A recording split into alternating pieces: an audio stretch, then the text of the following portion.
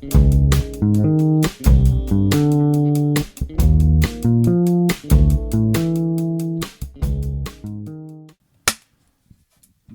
현재 시간 2025년 2월 22일이군요. 2월 22일, 지금으로부터 3년 전 엠믹스가 데뷔했는데 그래서 2022 다시 22여가지고 맞아요. 네, 그래서 뭐 콩탄절이다 뭐 이런 얘기하면서 네, 그때 약간 데뷔 날짜도 엠믹스가 컨셉을 잡고 좀 팀이랑 그런 게 좀 있죠. 아무래도 컨셉이 좀 남다른 그런 그룹이다 보니까 어쨌든 엠믹스 많이 사랑해 주시고 곧 컴백하던데 좋은 결과 있었으면 좋겠습니다. 그렇습니다. JYP 주식으로 좀 나름 또 재미를 많이 봐서 아주 또 응원하는 마음으로 브루탈리스트를 얘기를 되지 않을까. 오늘 153번째 시간이고요. 네, 영화는 말씀드렸다시피 브루탈리스트입니다. 게스트 두 분 모셨고 소개하시죠. 눈치 뭐 가위바위보 하실래요? 안녕하세요. 네, 참 녹음일이 또 2월 22일이라 뭔가 뜻깊네요. 또 뭔가 3명이서 녹음하고 2도 3개고 이러니까. 그렇습니다. 뭐 홍진호에 대해서 어떻게 생각하세요? 홍진호 같은 경우는 저는 이제 스타크래프트를 잘 안 봤기 때문에 저는 어떻게 보면은 이제 게임계를 나와서 그분이 방송 활동 하신 걸로 인식이 방송인 되게 홍진호만 되는데 기억하고 더 지니어스 시즌 1을 좀 즐겨봤던 시청자 입장에서는 되게 매력적인 플레이어구나. 프로게이머 그 가락이 어디 안 가요? 예, 확실히 홍진호도 지금 포커 엄청 잘한다고. 그렇죠. 지금의 임요한보다 홍진호가 잘한다고 하더라고.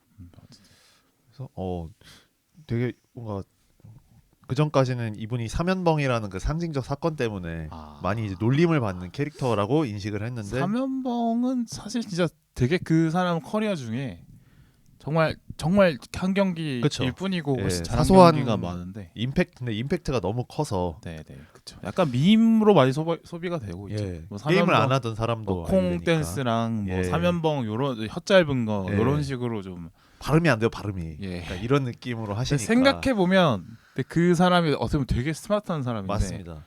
역설적으로 밈으로 좀 많이 인식이 돼서 그래서 그 갭 차이가 오히려 그 사람의 컨텐츠일 수도 있겠네요. 맞습니다. 그런 생각을 해보면서 저는 이분입니다. 반갑습니다. 님 안녕하십니까. 듀오입니다. 신랑이죠. 호적 변경이 돼서 호적 패치를 하고 돌아오셨는데 신고는 했을 수도 있고 안 했을 수도 있고. 신고는 뭐 천천히 하는 걸로. 요즘 트렌드입니다. 아무튼 2월 22일입니다. 일본에서는 고양이의 날. 저번에 작년에 그죠 그 고양이 카페 얘기를 해주신 적 있는데. 고양이 카페, 메이드 카페. 아무튼 그렇군요. 왜 2월 22일이 고양이의 날이냐? 일본어는 니니니입니다. 니니니. 니니니. 냥냥냥 같다. 그래서 냥냥냥. 쓸데없는 말이었습니다. 아니요. 근데 뭐 일본 감성을 제가 잘 못 받아들이는 사람이라. 하이. 소데스. 하이. 그래 뭐 결혼하고 오셨는데. 뭐 모탈이 잘. 상투를 틀고 왔습니다. 그렇군요. 진짜로 오늘 상투를 틀고 오셨네요. 머리가 많이 짧아졌죠. 지금 두루마기를 입고 계시잖아요 지금. 그런가요? 두루마기에 켈빈 클라인이라고 써 있네요. 하이브리드. 그렇습니다. 사실 뭐 그 두루마기가 이제 뭐 후드티로 계승됐다 저는 이렇게 생각을 하고 있습니다. 걸치고 나가는 거니까 그렇게 생각을 하고 있습니다. 되게 환단고기 같은 느낌이 드네요. 그렇죠. 우리의 저구리가 넘어가서는 그러니까 정신을 계승했다라는 것이지. 한국 그러니까 멋과 실용성을 동시에 잡은 뭐 그런 뭐 전천후 후두의 두자는 머리두다. 후두. 뒤후의 머리두. 그래서 머리 뒤에 쓴다. 아이고. 이게 과연 우연일까? 정말 유사역사하게 또 이렇게 피어나네요. 아름답고요. 참. 어떻게 뭐 잡담이나 좀 할까요? 뭐 할 거 있어요? 한 달 만에 녹음을 이제 하시게 되는 건데 뭐 한 달 동안 근황이 있으셨습니까? 한 달 동안 제가 이제 뭐 오랜만에 좀 오래 쉬었는데 그럴 생각은 별로 없었는데 안 하다 보니까 또 탄력이 붙어가지고 아예 생각을 안 하고 안 하는 것에 탄력이 붙어가지고 그래서 원래는 이제 루틴으로 들어가 있는데 루틴이 깨지니까 이제 루틴 깨졌네. 루틴 다시 복구해야지 그 생각이 들면 다시 하는 건데 그 생각도 까먹고 있다가 이번 주 녹음 있지 맞다. 그러면서 다시 맞다. 전 뭐 다시 해야지 뭐 이런 생각을 하고 있습니다. 그 정도. 그렇죠. 그만큼 또 극장가나 뭐 드라마 이쪽이 많이 비수기였다. 이럴 이제 명절 그때보다는 예, 제가 그런 좀 것도 이제 있었고 뭘막 예. 보고 뭐 얘기하고 이런 거에 대해서 뭐 좀 약간은 이제 좀 뭐라 해야 되지? 좀 너무 새로운 게 없다. 그쵸. 생각을 했거든요. 근데 브루탈리스트는 항상 좀 새로웠어요. 그쵸. 네, 뭐 이게 만약 아니었고 다른 영화를 봤다면 심드렁한 마음은 좀 그대로였을 수도 있겠다 생각을 하죠. 뭐 조만간 그 미키 세븐틴. 우리 봉 형님 거는 또 봐야죠. 네, 그거 개봉하고 그 9월 5일이라는 영화도 반응이 좋더라고요. 평이. 괜찮다고 하더라고요. 네. 예. 9월 5일 뭐예요? 그게 이제 뮌헨 올림픽 때 그 참사 사건을 소재로 하는 영화인데 그게 이제 뮌헨이란 영화로 스필버그 06년에 있었죠. 예, 감독이 한번 연출을 했었고 이번에는 그 참사를 라이브 중계하게 된 ABC 방송국의 입장에서 전개가 되는 영화예요. 그렇군요. 네. 그래서 이것도 약간 뭔가 리얼 타임으로 만들어졌는지 러닝 타임도 짧고 굉장히 좀 나름 힘이 있는 영화다라는 평가가 많더라고요. 전국의 또 미디어 커뮤니케이션 학과에서 또 수업자료로 쓸 것 같은 네. 그런 영화네요. 근데 아카데미에서 반응이 별로 없었어서 뭔가 우리나라에서도 이렇게 반응이 오거나 이러진 않았던 것 같아요. 입상을 많이 못 해가지고 각본상 하나만 입상을 해서. 그런 것도 있고 이제 뭐라 해야 되지? 좀 이게 컨텐츠의 무게 중심 자체가 예전은 확실히 영화가 드라마보다 앞선다, 뭐 훨씬 무게감 있다 이런 느낌이었는데 근데 그게 아니라 이제는 사실 한국의 컨텐츠 시장을 이끄는 건 영화는 뭐 망한 지 몇 년 된 것 같고 그죠? 망한 영화가 훨씬 많으니까. 그렇죠. 넷플릭스 오리지널 드라마가 사실 제일 천병에 있다 이렇게 생각이 들긴 하는데 근데 그게 저랑 취향이 좀 안 맞아요. 그러니까 넷플릭스 드라마라는 것이 이제 사실은 제가 느낄 때는 어떤 굵직하게 뭔가 하나의 메시지를 향해 가는 이런 느낌보다는 팡팡 터트리는 느낌이 막 들거든요. 그러니까 최대한 자극치를 올리는데 있고 뭐 좀 뭐라 해야 되죠? 장면의 뭐, 임팩트 뭐 그런 거에 중심. 좀 신경을 쓰지. 예를 들어서 뭐 기승전결을 기깔나게 맞춰가지고 막 메시지를 팡 하고 터트린다거나 뭐 이러는 거 없고. 그러니까 잔잔할 땐 좀 잔잔하고 좀 세게 치는 세게 치고 뭐 이런 쪽으로 가는 게 좋다고 생각하는데, 약간 넷플릭스 컨텐츠들이 특히나 아무래도 이제 시청 시간 확보를 위해서. 그렇죠. 예전에 제가 여기 말고 다른 방송에서 네네. 앞으로의 영화들은 전부 밈화가 될 거다. 성공의 이유는 밈이다라고 얘기를 했는데 그쵸, 밈이 돼야 성공하지. 최근에 그 넷플릭스 알바가 영상 틀어놓고 밈 될 거 찾는 알바를 돌렸다 이런 얘기가 기사로 떴더라고요. 그러니까 밈을 만들기 위해서 이제 장면을 따로 찍을 수도 있는 거고 그런 네. 거죠. 그러니까 그래서 꼬리가 몸통을 흔드는 뭐 이런 그 음악도 격인데. 이제 쇼츠용 음악을 만드는 것처럼 네, 그렇죠. 그런 흐름으로 가는 또 느낌도 있네요. 맞아요. 그렇죠. 그래서 그 장면이 회자되고 그거를 모르면 바보 되고 그래서 보게 되고 그렇죠. 이런 느낌. 그러니까 좀 그런 생각이 요즘 드는 건 뭐냐면, 그러니까 무게 중심이 넷플릭스 드라마 쪽으로 가버리니까 뭐지? 좀 그러니까 영화를 보는 사람들만 계속 보게 되는 상황이 좀 되고, 그렇죠? 뭐 그런 게 좀 그냥 가벼운 소비자들은 오히려 그냥 영상 컨텐츠에서 이탈을 버리는 레거시 컨텐츠에서 이탈하고 그냥 유튜브로만 보든지 다른 활동적인 걸 하든지 스포츠로 가든지 뭐 이런 식으로 되는 것 같아요. 뭐 모르겠어요. 어쨌든 그러니까 영상을 보는 행위로만 좀 국한시켜 놓고 볼 때 유튜브를 보거나 아니면 이제 뭐 릴스, 쇼츠, 뭐 틱톡 요걸 많이 보거나 아니면 이제 넷플릭스 오리지널 같이 이제 자극적인 컨텐츠들 그거만 남는 것 같고, 영화가 너무 싹 밀려 있어서 사실은 이제 좀 그러면서 힘 빠지는 부분은 있는 것 같아요. 그게 가격면도 그렇죠. 있는 것 같아요. 예를 들어서 가격 영화 경쟁력도 가면은 분명히 영화비 요새 2만 원이잖아요. 네네. 2만 원이면은 넷플릭스 한 달 구독하고도 남는데. 그렇죠. 네. 가장 높은 요금제를 쓸 수 있죠. 2만 원이. 네. 근데 이제 저는 가격은 솔직히 조금 이제 좀 핑계라고 생각이 드는 게 뭐냐면, 그 예를 들어서 이제 주말 영화표가 15,000원인가? 18,000원. 18,000원 이러죠. 네, 15,000원. 이제 그러면 두 사람이서 2시간, 3시간 이렇게 하고 뭐 팝콘 이렇게 하면은 이제 뭐 얼마다. 4-5만 원 나오죠. 네, 보통. 그렇게 뭐 주차비, 뭐 기름값 이렇게 하고 이렇게 하면 그건데. 근데 그게 사실 다른 데서 하면 그 정도 나오거든요.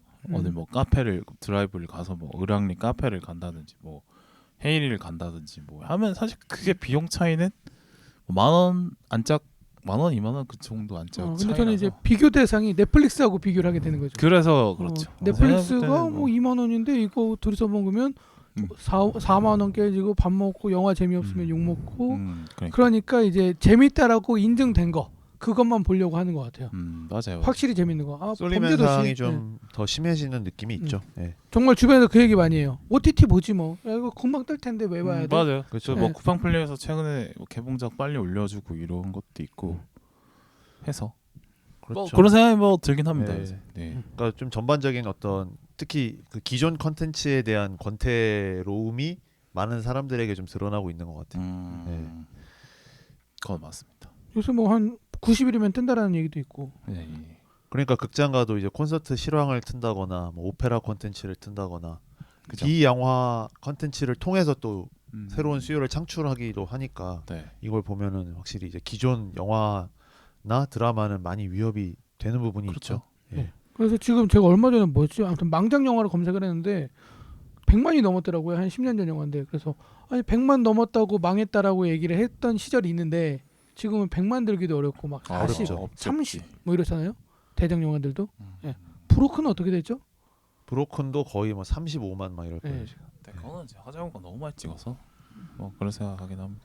옛날엔 그 정도면 그래도 야 100만 하고 비디오로 돌리자 이렇게 했는데 지금은 30만, 20만. 그러니까 약간 뭐 한국 영화라는 그게 그냥 유튜브 영화 컨텐츠 만드는 사람들 있죠. 그 사람의 소재로 전락한 느낌? 좀 너무 냉정하게 얘기하면, 그러니까 영화를 볼 생각들을 안 하고 이제 그걸 갖고 편집된 영상을 보고 싶어 하고 또 그걸 팔아먹는 유튜버가 있고, 그 정도로 한국 영화의 지금 상황이 많이 내려간 것 같다는 것도 생각이 좀 많이 들긴 해요. 저는 사실 한국 영화를 극장에서 보는 걸 좋아하는 편이긴 한데, 네. 뭐 그렇다고 해서 뭐 한국 영화만 보는 건 아니지만, 하여튼 뭐 그런 생각 좀 김이 빠지는 거죠. 그러니까 양대축이 원래 있었는데 한국 영화, 뭐 해외 영화 이렇게 양대축이 있었는데 한 축은 좀 많이 무너져 버린 상황이다 보니까 그쵸. 극장 가도 딱히 볼 게 없고 이런 게 아마 요즘 최근에 극장에서 볼 게 없다라고 느끼는 이유가 한국 영화들이 별로여서 그렇죠. 그런 것 같아. 예. 그죠. 그래서 뭐 기다렸다가 저도 솔직히 이제 기다렸다가 네. 대작 해외 대작들이 나오면 그때는 꼭 가야지 이런 생각하지. 솔직히 이제 이렇게 막 그러니까 녹음을 하기로 결정했으니까 극장에 가게 되는 거 아닌가라는 생각이 들긴 하고. 그렇죠. 예. 뭐 누군가 보자고 하거나 뭔가 어떤 보지 않으면 안 될 수 없는 상황이 아닌 이상 극장을 꼭 가야 되나라는 생각이 들기가 쉬워졌죠. 많이 매체 환경이. 저도 영화를 뭐 가리지 않고 보지만 확실히 이제 요새는 네, 이 영화까지 극장에서 봐야 하나라는 생각이 좀 앞서긴 해요. 예전 같았으면 그냥 군말 없이 가서 맞아. 봤을 텐데. 그러니까 예전 같았으면 뭐 2,000원 쿠폰, 4,000원 쿠폰이면 그냥 뭐 어떤 영화라도 가서 봤는데 그렇죠. 막 봤죠. 지금은 약간 그런 무드는 또 아닌 것 같아요. 저도 뭐 네. 계속 뭐 영화를 많이 보는 편이라고 생각은 하는데 그런데도 확실히 거기서 또 선별을 하는 것 같아요. 맞아요. 저도 어지간하면 그냥 막 보던 경우가 있었는데 이제는 진짜 엄청 알아보고 가게 되더라고요. 다른 뭐 플랫폼에도 좋은 컨텐츠들이 많은데 내가 굳이 이걸 봐야 돼라는 생각이 좀 들죠. 내가 이걸 극장 가서 봐야 하나? 네. 이런 게 솔직히 좀 들긴 하죠. 그리고 그런 영화들이 좀 간간히 나오잖아요. 계속. 네. 한국 영화도 그렇고 뭐 할리우드 영화도 그렇고 그렇게 되면 사실은 뭐 영화 10편 보는 사람들 5편 보고 5편 보는 사람들 2편 보고 이러면 영화계가 위기로 가고 있는 상황인 거죠. 전체적으로. 뭐 그렇죠? 한국만의 일은 아닐 거라고 봐요. 그렇죠. 네, 그래서 미국도 점점 저는 얻어 걸리는 영화가 없는 것 같아요.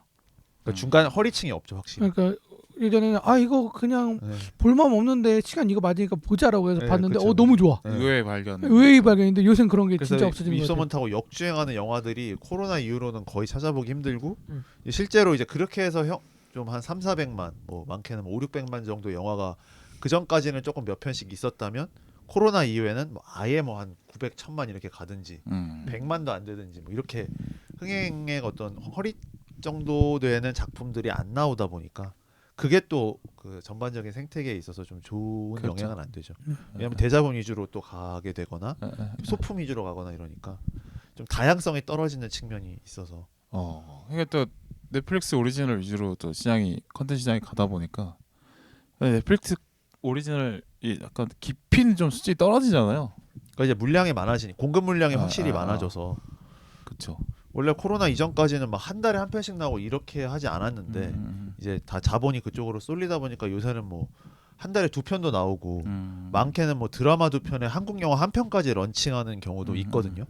그렇게 되면 사실 이제 넷플릭스도 점점 레거시화 되는 거니까. 그러니까 넷플릭스가 지금 장악한 게 문제라는 생각도 들긴 들어요. 그 다양성이 계속 떨어져 가는 게 그런 생각이 듭니다. 네. 그렇죠. 근데 이게 뭐 넷플릭스가 그래서 그렇다기보다는 사람들의 소비 패턴이 그래서 그랬다고도 볼 수 있으니까 이게 어느 게 먼저냐를 판단하기가 쉽진 않은데 이미 사람들이 그 OTT 플랫폼으로 소비하는 방식에 너무 익숙해져 있고 네. 그렇기 때문에 또 OTT에 맞춰서 또 콘텐츠 공급자들은 공급을 해줘야 되는 상황이다 보니 또 그런 문제가 있는 것 같습니다. 네. 어려운 상황이긴 뭐 해요. 깊어지면 더 할 얘기가 있긴 한데 네, 뭐 네, 이 정도 너무 큐레이븐 느낌도 있고 해서 그러네요. 예. 예. 뭐 이 정도까지 길게 할 생각 네, 없었는데. 뭐 개인 잡담을 나눌 줄 알았는데 또 콘텐츠의 연장선상에 관련된 얘기를 하게 됐네요. 아. 네.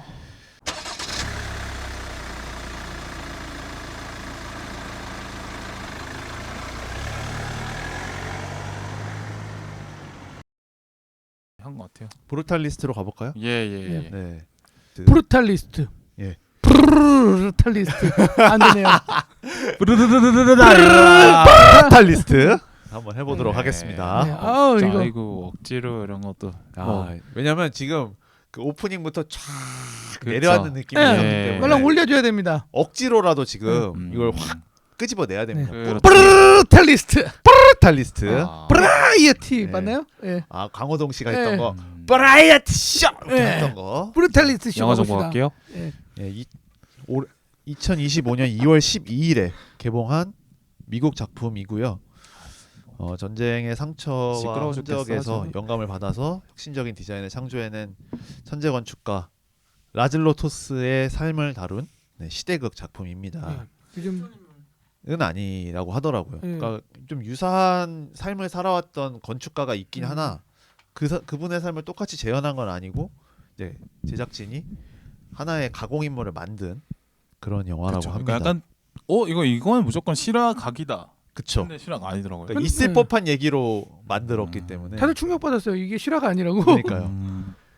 그 이름도 되게 실화 같아 또 라즐로 토스 하니까 그러니까요. 우리가 몰랐던 건축가가 있었을 것 그 약간 같은 유대인 느낌이야. 이름을 우리가 잘 모르니까 네. 되게 이제 있는 이름인가 그 보다. 생경함이 생각을 주는 하는 어떤 약간 신뢰감 신선함. 예. 잘 모르니까. 설정 토스는 그냥 저 금융할 때만 썼는데. 아 예. 토익 스피킹 시험을 안 보시고. 그래요. 토스의 김연경 토- 선수가 토스도 잘 예. 하고. 아, 혹시 스타크래프트 할 때 무슨 종족 쓰세요? 저 테란 합니다. 저는 네. 토스를 잘해서 프로 토스 했습니다. 아. 그래요. 여기서 더 얹어봤자 맞아요. 빌바오님이 원하는 그림이 맞아. 아닐 것 같아가지고 왜 그랬을까? 여러 토스들이 생각이 나거든요. 그렇죠. 우리 방금 전에 뭐 먹었죠? 토스트? 네. 아 점점 뭔가 드립이 유치원처럼. 뭐 나가는 다 느낌이 해보세요. 있는데. 끝까지 한번 들어보겠습니다. 네. 뭐 다 하셨나요? 아니 도리토스 이런 거 남긴 했는데. 도리토스 있고 설마 적어오신 건 아니죠? 그거? 아닙니다. 설마 예. 이런 거 그거는 좀 아닌 것 적으면 같아. 맛이 없어. 아닙니다. 그거 즉석에서 생각한 거면은 그래도 괜찮은 것 같은데. 즉석에서 생각나고 제가 있는 집에서 거예요. 준비했습니다 하면서 하는 거는 좀 아니지 않나. 그건 정준 아닌가요 방금?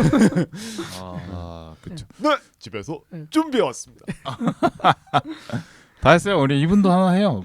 이왕 한 김에 토스를 한번 다 털고 가게. 저는 또 제가 즐겨 먹었던 과자가 네. 치토스가 있죠. 치- 치토스, 넌 내 거야. 하는 그 CF. 따줘 먹으셨나요? 따져 모았죠. 아, 그렇습니다. 따져 네. 모았죠 예전에. 개인적으로 그 오리온 시절의 치토스 맛을 더 좋아합니다. 지금은 다른 지금 데인가요? 롯데로 바뀌어가지고. 그래요? 예. 오리온이 그 치토스와 똑같은 기술 공법을 갖고 투니스라는 과자를 만들었는데 시원하게 망해가지고. 근데 뭔가 롯데로 넘어가면 좀 하향이 되는 건 그쵸. 어쩔 수 없어요. 네, 그래서 예. 그 오리온이 썬칩은 이제 가져와서 살아남았는데 치토스는 아쉽게도 그렇게 됐다. 태양처럼 산다. 선칩. 그래요. 아.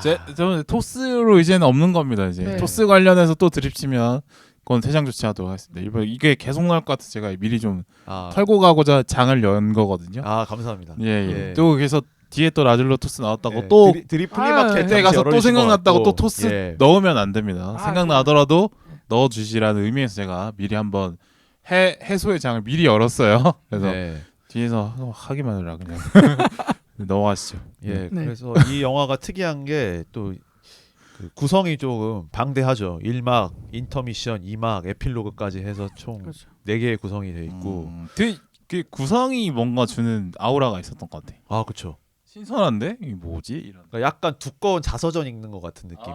예. 약간 오랜만에 그 백과사전 느낌. 예. 그러니까 지금 예전에 사실 학교에도 막 백과사전 있고 막 집에도 백과사전 있는 애들 있었잖아요. 그쵸, 이만한 거. 예. 네, 브루테니카. 예. 뭐 브리테니까 맞아요, 그때는 맞아요. 뭐 CD로도 나오고 막 이랬었는데. 아, 맞아요. 맞아. 근데 이제 지금 아무도 안 쓰잖아요. 아, 지금은 뭐 커뮤니티로 다 지금 사전을 쓰는 사람이 종이 사전을 쓰는 사람이 없겠지. 없죠. 하여튼 그런 느낌? 종이 사전을 오랜만에 보는 예, 느낌? 그렇죠. 그런 느낌이 있었어요. 그러니까 옛날 영화 같은 질감 이런 아, 것도 그렇죠. 좋았던 맞습니다. 필름으로 촬영했다고 하더라고요. 예. 네. 그래서 이 브루탈리스트가 칭하는 게 뭔가를 좀 먼저 살펴볼 필요가 있을 것 같아요. 브루탈리즘이라고 하는 게 건축 양식 중에 하나인데 이게 그 노출 콘크리트라고 해서 콘크리트 외양을 그대로 뭔가 어떤 덧대지 않고 그대로 건축을 하는. 뭐 안도다다오가 유명하죠. 네. 노출 콘크리트. 그래서 이 프랑스어로 그게 베통 브리트라는 단어가 있는데 음. 거기에서 유래된 표현이라고 합니다. 이게 이제 2차 세계 대전이 끝나고 나서 뭐 사회나 건물을 좀 빠르게 회복을 시키자는 취지로 이제 생각되어진 공법이라. 예전과 같은 건축의 허례허식 많잖아요. 옛날 유럽 건축물들 보면 막 깎고 막 네네. 그 많잖아요. 문양 같은 거 이런 호랑이 거 빼고 그리고 막. 네. 그대로 그냥 날 것으로 가자. 네. 그래서 아무래도 이제 2차 대전에서 소련이 패전을 했기 때문에 공산권 국가들에서 좀 먼저 시작이 된 사조라고 합니다. 특징이 대현님 안도다다오 건축물 어디서 볼 수 있죠? 일본. 한국에 제주도에 보면 일민미술관이라고 있거든요. 아. 안도다다오가 만들었습니다. 네, 가봤거든요. 예. 그리고 뭐 안도다다오가 한 건 아닌데 우리나라죠 고터 건물도 이제 브루탈리즘 맞습니다. 그렇군요. 맞아요, 예. 맞아요. 예. 고터 건물. 꺼무위키에서 봤습니다. 아, 네. 그리고 이제 제가 뭐 가본 걸로 느끼기로는 그 메가박스 코엑스 로비 리뉴얼을 네. 그 예전에는 그냥 되게 몽환적인 느낌으로 했는데 지금은 이제 파이프도 다 보이고 벽이 회색으로 돼 있고 막 이래요. 아 맞아요. 약간 페어처럼 돼 있죠. 네. 네. 되게 뭔가 천장이 없고 천장에 이제 뭐 수도관 뭐 이렇게 다 통과되는 그런 스타일로. 카페들이 한창 유행했죠. 그리고 이제 성수동에 있는 블루보트 카페라든지 그러니까 블루보틀 요새는 이제 건대에서 성수 뚝섬으로 이어지는 라인에 이런 그 브루탈리즘 그 감성 공법을 있잖아요. 촬영한- 2호선이 위로 가면서 주는 감성이 있잖아요. 예. 그쪽에 이런 류의 건물들이 많은 것 같더라고요. 약간 뭐 재료 본연에 좀 집중해서 네. 뭔가 거친 느낌도 있고 그렇죠. 육중한 느낌도 있고. 그러니까 성수의 추구미가 브루클린인 것처럼. 네, 그렇죠. 또 브루클린 가보셨죠, 우리 대현님? 아니요. 안 가봤어요? 브루클린이 어디죠? 영국? 네. 미국인 것 같습니다. 아 미국 브루클린. 네. 네. 예. 의도를 잘 모르겠어요. 방금은. 오케이 넘어가겠습니다. 아 몰라서 그런 건데. 아. 브루클린 브루탈리즘 연결한 건가요? 그건 아닙니다. 그건 아니에요? 그건 아니죠. 예. 음가가 다르잖아. 아니, 자음이 다르잖아요. 아 그렇죠. 빌바오님은 애초에 그런 유머를 추구하지 않습니다. 네. 네. 나름 또 그 사조가 있어요 이분도. 그거는 저는 뭐 여러 번 말씀드렸지만 네. 그 음운 유사성 개그는 사실 거의 당뇨병과 같은 그런 개그라고 보고 있습니다. 그러니까 그것만 계속 이제 이런 어떤 그 논리 없음, 어떤 초단기적인 어떤 자극에 노출이 계속되면서 이제 절여드는 거죠. 틱톡 같은 거죠. 예. 예. 그럼 트렌드네요. 그렇죠. 최신 트렌드. 좋네요 그럼. 그거 뭐 트렌드는 맞네요. 네. 네. 쇼츠의 정신의 출발은 음운유사성 개그다. 네, 그렇죠. 그렇죠. 왜냐면 단타로 이만한 게 없거든.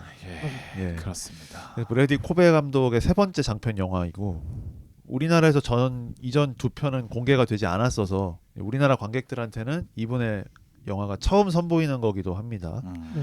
주요 배역으로는 에이드리언 브로디가 라즐로 토스 역할을 맡았고요. 이런 피폐한 역할은 진짜 그쵸. 최고이지 않나. 네. 에이드리언 브로디 강박을 갖지 마. 선생님. 강박을 갖지 마세요. 앞에 제가 털었잖아요. 브루탈리스트하고 연결하려고 그랬는데 브로디하고 안 되지, 안 되지. 안 되네. 연결 안 되네. 선생님 지금 이제 쉴 타이밍입니다. 네. 좀 진행했다가 이제 좀 음. 늘어질 때 하는 거지. 에이드리언은 어디서 나오죠?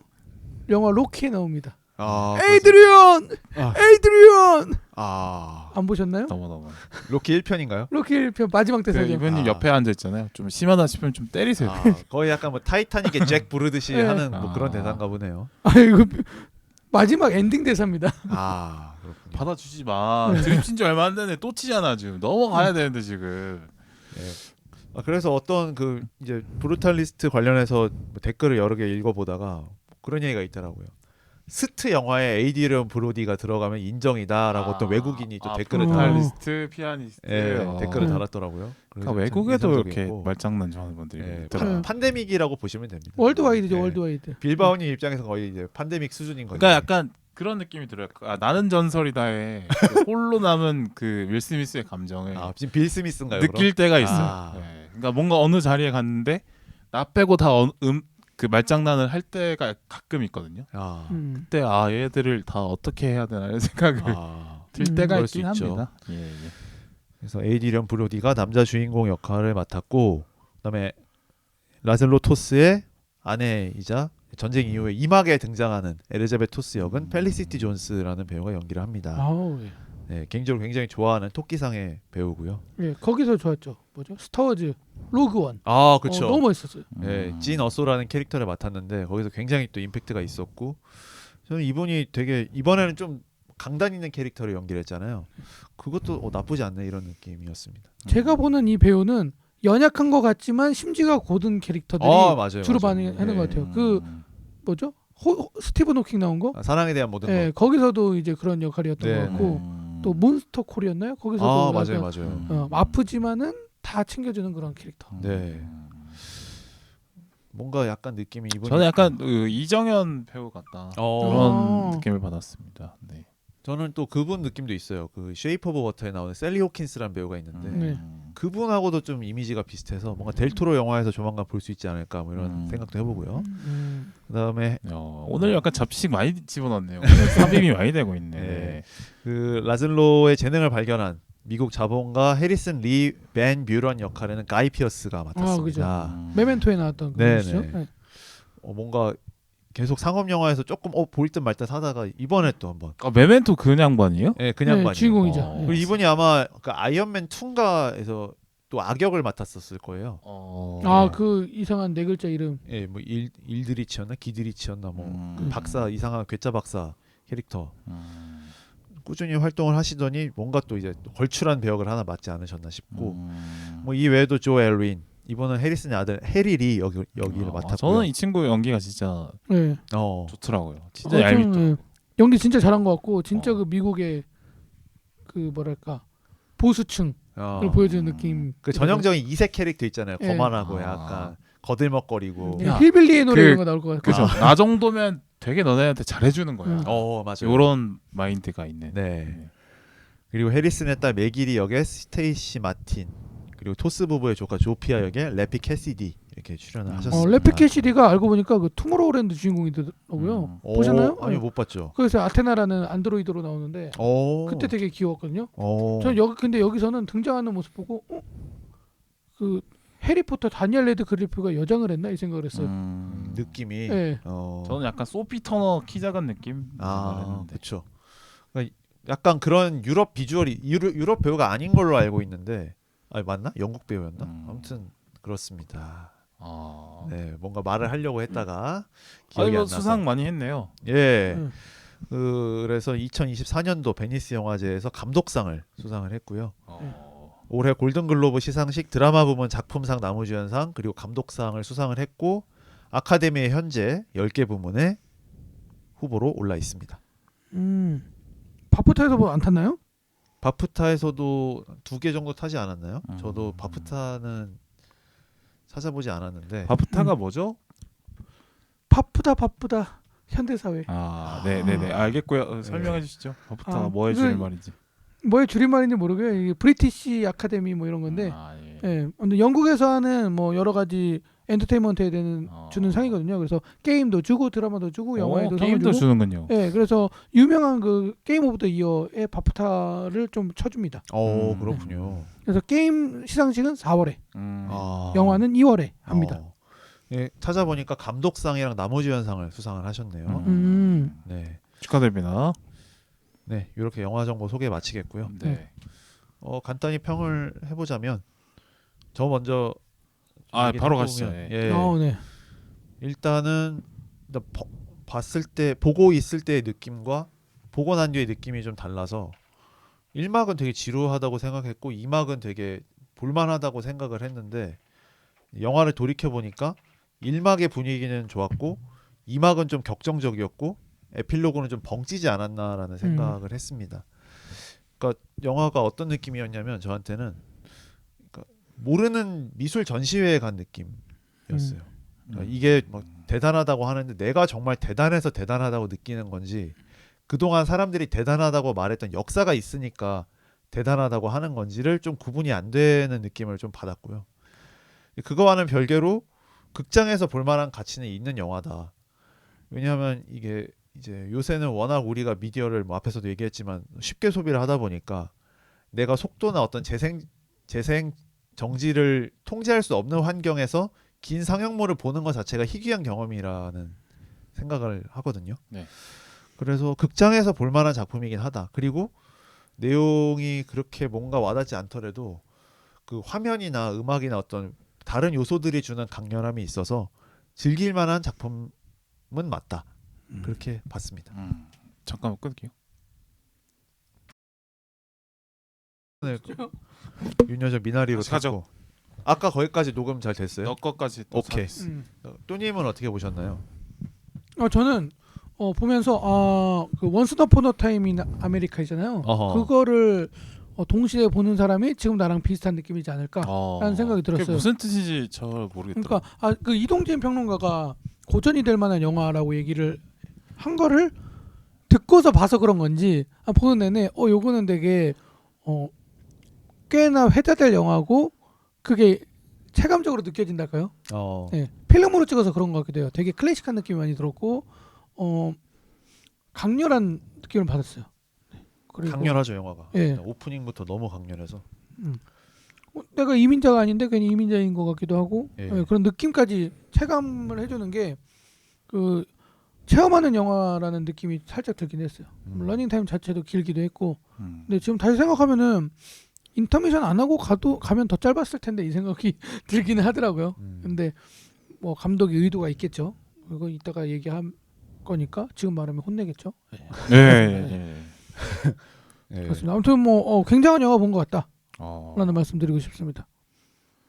네, 저는 뭐 오랜만에 뭔가 뭐랄까 신선하다 느낌 그렇죠 신선하죠. 받은 것 같아요. 네. 그러니까 뭔가 홀린 듯이 보게 되는 느낌이었어요. 그러니까 최근에 영화를 보면은 나는 영화를 보고 있다라는 걸 인지할 정도는 됐거든요. 그러니까 그만큼 안 빠진다는 거지. 근데 이거는 뭔가 체험하고 있다라는 생각이 들었던 영화 같고 그다음에 뭐 상징들이 뭐 많이 많잖아요. 막 대사 많죠. 같은 것도 막 저게 무슨 뜻일까 잘 모르는 것들이 있어서 그걸 이제 추측하는 그런 재미도 있었던 것 같아요. 그러니까 모든 영화라는 게 너무 막 어려워도 안 되지만 너무 쉬워도 저는 영화 보는 재미는 없다라고 생각하거든요. 드라마면 모를까? 아무튼 영화는 조금 해석이 잘 안 된다 이런 맛도 좀 있어야 된다고 생각하는데 그런 맛이 좀 있었던 것 같고 그다음에 건축이라는 그 소재가 상당히 그 영화라는 것에 되게 공통점이 많다라는 생각이 들면서 분명히 이게 메타 영화가 아닌데 메타 영화 같은 느낌이 들더라고. 그러니까 건축을 하는 과정이 뭔가 그 영화를 만드는 과정과 매우 흡사하다는 생각을 해서 삶을 쌓아올리는 느낌이 예. 드는 영화였어서 예, 그렇죠. 그러니까 삶 그 라즐로의 삶과 그 건축 그 커뮤니티 센터인가요? 건물 네. 이름이 뭐지? 하여튼 그 만들어지는 과정이 겹쳐서 그래서 되게 흥미롭게 봤다. 생각을 했습니다. 이렇게 한번 들어봤고요. 뭐 캐릭터 얘기 먼저 해볼까요? 일단 뭐 라즐로 이야기를 해야 될 것 같은데 일단 라즐로 같은 경우는 이제 영화가 라즐로를 따라가니까 라즐로에게 몰입을 할 수밖에 없어서 조금 더 떨어져서 생각을 해보면 이 사람이 만약에 진짜 유능한 건축가가 아니었으면 미국에서는 정말 비참한 삶을 살았겠다라는 생각이. 그러니까 이분이 엄청 뛰어난 능력자였기 때문에 그 미국에서의 삶이 성공한 것 같다. 그렇죠. 네. 그러니까 이분은 어떻게 보면 조금 더 일반적인 사람 같진 않았다. 그래서 운이 좋은 케이스죠. 뭐 한국에서도 이제 한국에 돈 벌러 오는 뭐 뭐랄까 개도국 사람들 보면은 뭐 의사 출신도 있고 예. 그런 경우 있죠. 그런 경우 많잖아요. 근데 이 사람도 이제 건축가 출신으로 와가지고 운이 좋게 먼저 자리 잡은 가구점에 들어가서 거기서 운 좋게 또 건축을 하게 되고 네. 그런 과정들이 있어서 좀 운 좋은 이민자라는 생각이 들었어요. 뭐 근데 이제 전쟁에 휘말리면서 모든 걸 다 잃은 거는 또 되게 불운한 그렇죠. 거고 이제 미국 온 이후로는 사실 바닥이었지만 풀리는 과정 어떻게 보면 운이 많이 따르긴 했죠. 네. 네. 그러니까 성격 자체가 사회적으로 성공하기가 참 쉽지 않은 성격이었던 것 같아요. 그 라젤로를 보고 있으면 자기가 겪고 있는 일에 대해서 적극적으로 어떤 항변을 하는 경우도 많이 없고 네. 사회적으로 뭐 누군가한테 어떤 어필을 한다거나 네. 그런 것들도 많이 부족하면서 그냥 건축 하나만 생각하고 온 것 같은 느낌이어서 만약에 이 사람이 그 해리슨의 서재를 지어주지 않았으면 그냥 계속 그런 본인의 일용직관 했겠죠. 본인의 아까운 그렇죠. 재능을 미국에서 펼치지 못했을 것 같다. 그렇지만 이제 쪼님이 말씀하신 대로 운이 좋았기 때문에 그래도 뭐 결국에는 이분의 회고전이 열린 걸 보면 성공한 삶을 산 거잖아요. 커리어적으로는. 그러니까 참 사람 인생이란 게 운빨이 참 중요하다. 운이 운칠기삼 얘기하는데 사람 보면 운이 한 9 되는 것 같다는 느낌이 들 때가 아내복도 있죠. 있고 부럽다. 이런 생각도 했습니다. 아. 엘리자벳 캐릭터를 결혼하고 얘기를 싶어요, 해줘야 결혼은 항상 하고 싶었죠. 저는. 그래요. 예. 저는 결혼에 대해서 부정적으로 생각한 적이 태어나서 한 번도 없어요. 그래요. 그 전 단계를 열심히 해야 될 때. 그렇죠. 전 단계 열심히 안 해서 큰 문제죠. 그래요. 근데 그런 없는 결혼도 좋다고 생각합니다. 저는. 왜죠? 그것도 결혼의 일종이라고. 저도 해보셨나요 혹시 그런 결혼은? 결혼을 해봤다고요? 아니 그게 아니라 추천하듯이 얘기하길래. 내 말은 뭐냐면 그러니까 항상 이제 스텝 바이 스텝이 있어야 된다고 우리 흔히 생각을 하잖아요. 예. 근데 퀀텀 그게 점프 해라. 예? 퀀텀 점프를 해라. 그게 꼭 정답일 비약적- 수 있다는 건 아니라는 거예요. 그렇죠. 애부터 들어서는 경우도 있고요. 예. 연애 없이. 그러니까 그렇죠. 초중고 다 나왔다고 그 사람이 지적이다라고 평가할 수 없잖아요. 그죠? 아, 뭐 그런 것처럼. 일단 일단 부딪혀봐라 이런 거. 뭐, 예, 네. 뭐 그런 느낌. 빌드업 단역, 없이. 조연, 주역 아니어도 바로 주역할 수 있는 거고. 그렇죠. 그쵸. 그거에 맞는 비유인가요? 넘어가시죠. 중요한 건 아니니까. 넘어갈게요. 근데 엘리자벳 얘기를 좀 이제 해보. 라즐로 얘기 좀 더 할까요? 네. 라즐로. 저는 글쎄 네. 에이드리언 아까 이제 얘기는? 뭔가 사회적으로 성공하기 힘든 어떤 외골수적인 성격이다라고 예. 말씀하신 것 같은데, 근데 저는 이런 어떤 뭐랄까 전문가, 뭐 예술가 이런 직종은 좀 이런 성격이 필요해요. 그쵸. 예, 이래야 그러니까 이 정도로 이제 이를바 곤조라고 하죠. 곤조를 내세울 수 있을 만한 실력이 있으니까 이렇게 하는 거잖아요. 근데 이런 사람들이 곤조를 내세울 만한 실력이 있기 때문에 흔하지 않는 어떤 성과가 나오는 거고, 그런데 대부분은 그 라즐로처럼 이런 전문성이나 어떤 재능이 없기 때문에 그 사람 옆을 받쳐주는 역할을 하잖아요. 네, 그러니까 받쳐주는 역할을 하는 사람의 몫인 거죠. 그러니까 어떤 게 뭐 타협하고 뭐 사회적으로 맞춰주고 이런 것까지 그 사람의 일이라고는 할 수 없는 것 같아요. 그러니까 물론 동시에 뭐 성립이 하는 사람들도 있겠죠. 뭐 높은 사회성과 높은 예술성 동시에 갖춘 사람도 뭐 있을 수도 있다 생각해. 근데 그거는 사실 둘 중에 하나도 제대로 못 갖추는 경우들이 많기 때문에. 그렇죠. 글쎄요, 뭐 그게 성격적인 결함이다라고 생각하진 않았어요. 그냥 저런 사람이 있는 거죠. 네. 사실 어떤 클래식이 되는 것들은 물론 타협이 나쁜 건 아닌데 타협하지 않는 것들이 좀 후대에 재평가되고 네. 길이 남는 것 같아요. 그렇긴 하죠. 예. 아마 해리슨도 그런 점의 매력을 느끼고 그 라즐로를 본인의 어떤 프로젝트의 그 주 건축가로 고용하지 않았나. 그렇죠. 그러니까 이 사람도 수많은 사람을 만나봤을 거 아니에요. 해리슨도. 네, 네. 근데 이 사람이 조금 뭔가 이렇게 사회적으로는 뭔가 이상하다는 걸 알지만 그럼에도 그걸 뛰어넘는 재능을 인정을 한 거잖아요. 글쎄 뭐 저는 뭐 이게 이 사람이 사회적으로도 그렇게 떨어지나 이런 생각은 안 했던 것 같아. 그냥 각자의 입장이 다 있는 거지. 그러니까 사회성은 떨어지지 않는 것 같고. 그냥. 저도 라즐로처럼 이렇게 내가 세워놓은 계획을까지 밀어붙이고 싶은 거는 그 사람이 설계를 했기 때문에 그렇죠. 밀어붙이고 싶은 마음이 있는 거고, 근데 그거를 감수하는 다른 건축가가 있잖아요. 있죠. 그 사람은 또 거기에 또 이 사람의 계획의 어떤 현실적이지 않은 부분을 지적해서 깎아내리는 게 그 사람의 일인 거죠. 그렇죠. 거기서 그러니까 얘기 각자 자기 일을 한다고 생각했어요. 네. 나는 그러니까 이게 내 일이다. 깎는 게 내 일이다라고 얘기하는 대상이 있었어요. 예. 그러니까 갈등 자체가 나쁜 게 아니라 갈등은 항상 있는 거고 또 있어야만 하고, 그거 자체를 오히려 잘못됐다, 뭐 안 보고 싶다, 없는 척한다, 이런 게 문제 거지. 뭐 그 정도는 뭐 하다가 다툴 수도 있지 뭐 이 생각은 하긴 했던 것 같아요. 사회성이 또 괜찮은 게 그 맨 처음에 그 흑인 친구 만날 때 있잖아요.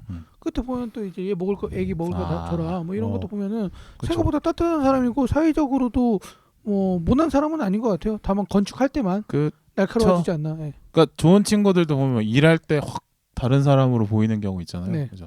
나한테는 되게 좋은 친구인데 일할 때 보면은 이제 막 냉정하고 프로페셔널 일로 만다는 사람들한테는 되게 깐깐하게 굴고 이런 경우 있잖아요. 뭐 저도 그럴 경우 있고, 왜냐면 내 일이고 내가 지켜야 될, 만들어야 될 성과가 있으니까 그거는 이제 타협하면 안 되는 거죠. 그래서 뭐 글쎄요, 뭐 라즐로 뭐 그러니까 저래놓고 실력이 안 좋으면 문제지. 그러니까 그렇죠. 싸가지 없고 실력 없는 게 문제지. 뭐 그쵸. 둘 중에 하나라도 있으면. 뭐. 그러니까 그거죠. 싸가지 없는 이유가 좋은 작품을 만들기 위해서면 오케이가 되는 거죠. 그럼요. 근데 구린 작품을 만드는데 싸가지가 없어. 사실 안 지켜도 그런 제품이 안 나오는데 왜 저러지? 약간 그렇죠. 그러니까 해리슨도 이제 이 사람이 헝가리에서 지은 거 보고 이 사람은 이래도 이런 걸 해낼 수 있겠구나라고 생각을 하고 데리고 온 거겠죠. 예. 그래요. 뭐 에르제벳 얘기도 좀 하면 좋을 것 같은데. 그렇죠.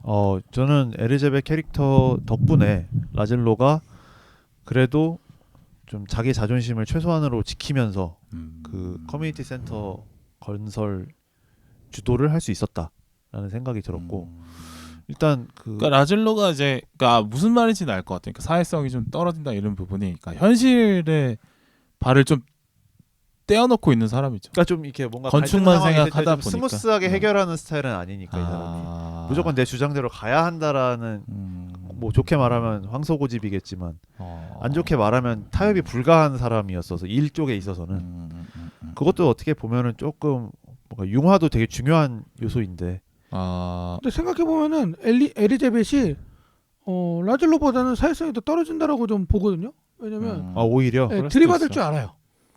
그렇죠. 마지막에 대놓고 들이받. 대놓고 들이받고 그 전에도 얘가 내 남편을 무시해? 그러면 이제 화를 대신 내잖아요. 근데 거기서 라즐로는 군말 없이 이제 통전 죽고 욕 먹고.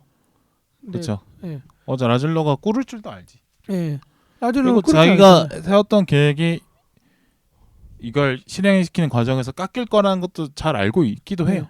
근데 그게 이것만큼은 타협이 안 되니까 거기서는 버팅기는 거지. 그렇죠. 에리자베트 그때 차 타고서 이제 그 가이 피어스랑 같이 가잖아요. 네네. 거기서도 말해서 절대 지지 않아요. 그럼요. 자존심이 있는 사람이지. 그러니까 그 가이 피어스도 얘 봐라 그러면서 인정하는 느낌. 오히려 그 에리자벳의 그런 면모 때문에 라즐로를 조금 더 약간 질투하는 것 같기도 하고, 좀 뭔가 동경하는 것 같기도 하고, 약간 이상한 뒤틀린 심리를 갖게 되는 것 같아요. 에리자벳 때문에. 에리자벳은 이제 다시 걸을 수 없는 사람이 됐고, 또 이민자라는 한계가 있고 여성이라는 한계가 있어서 자기도 능력 있고 많이 배웠지만 현실적으로 내가 능력을 펼칠 수 없는 환경이라는 걸 잘 알고 있기 때문에 라즐로를 도우려고 하죠.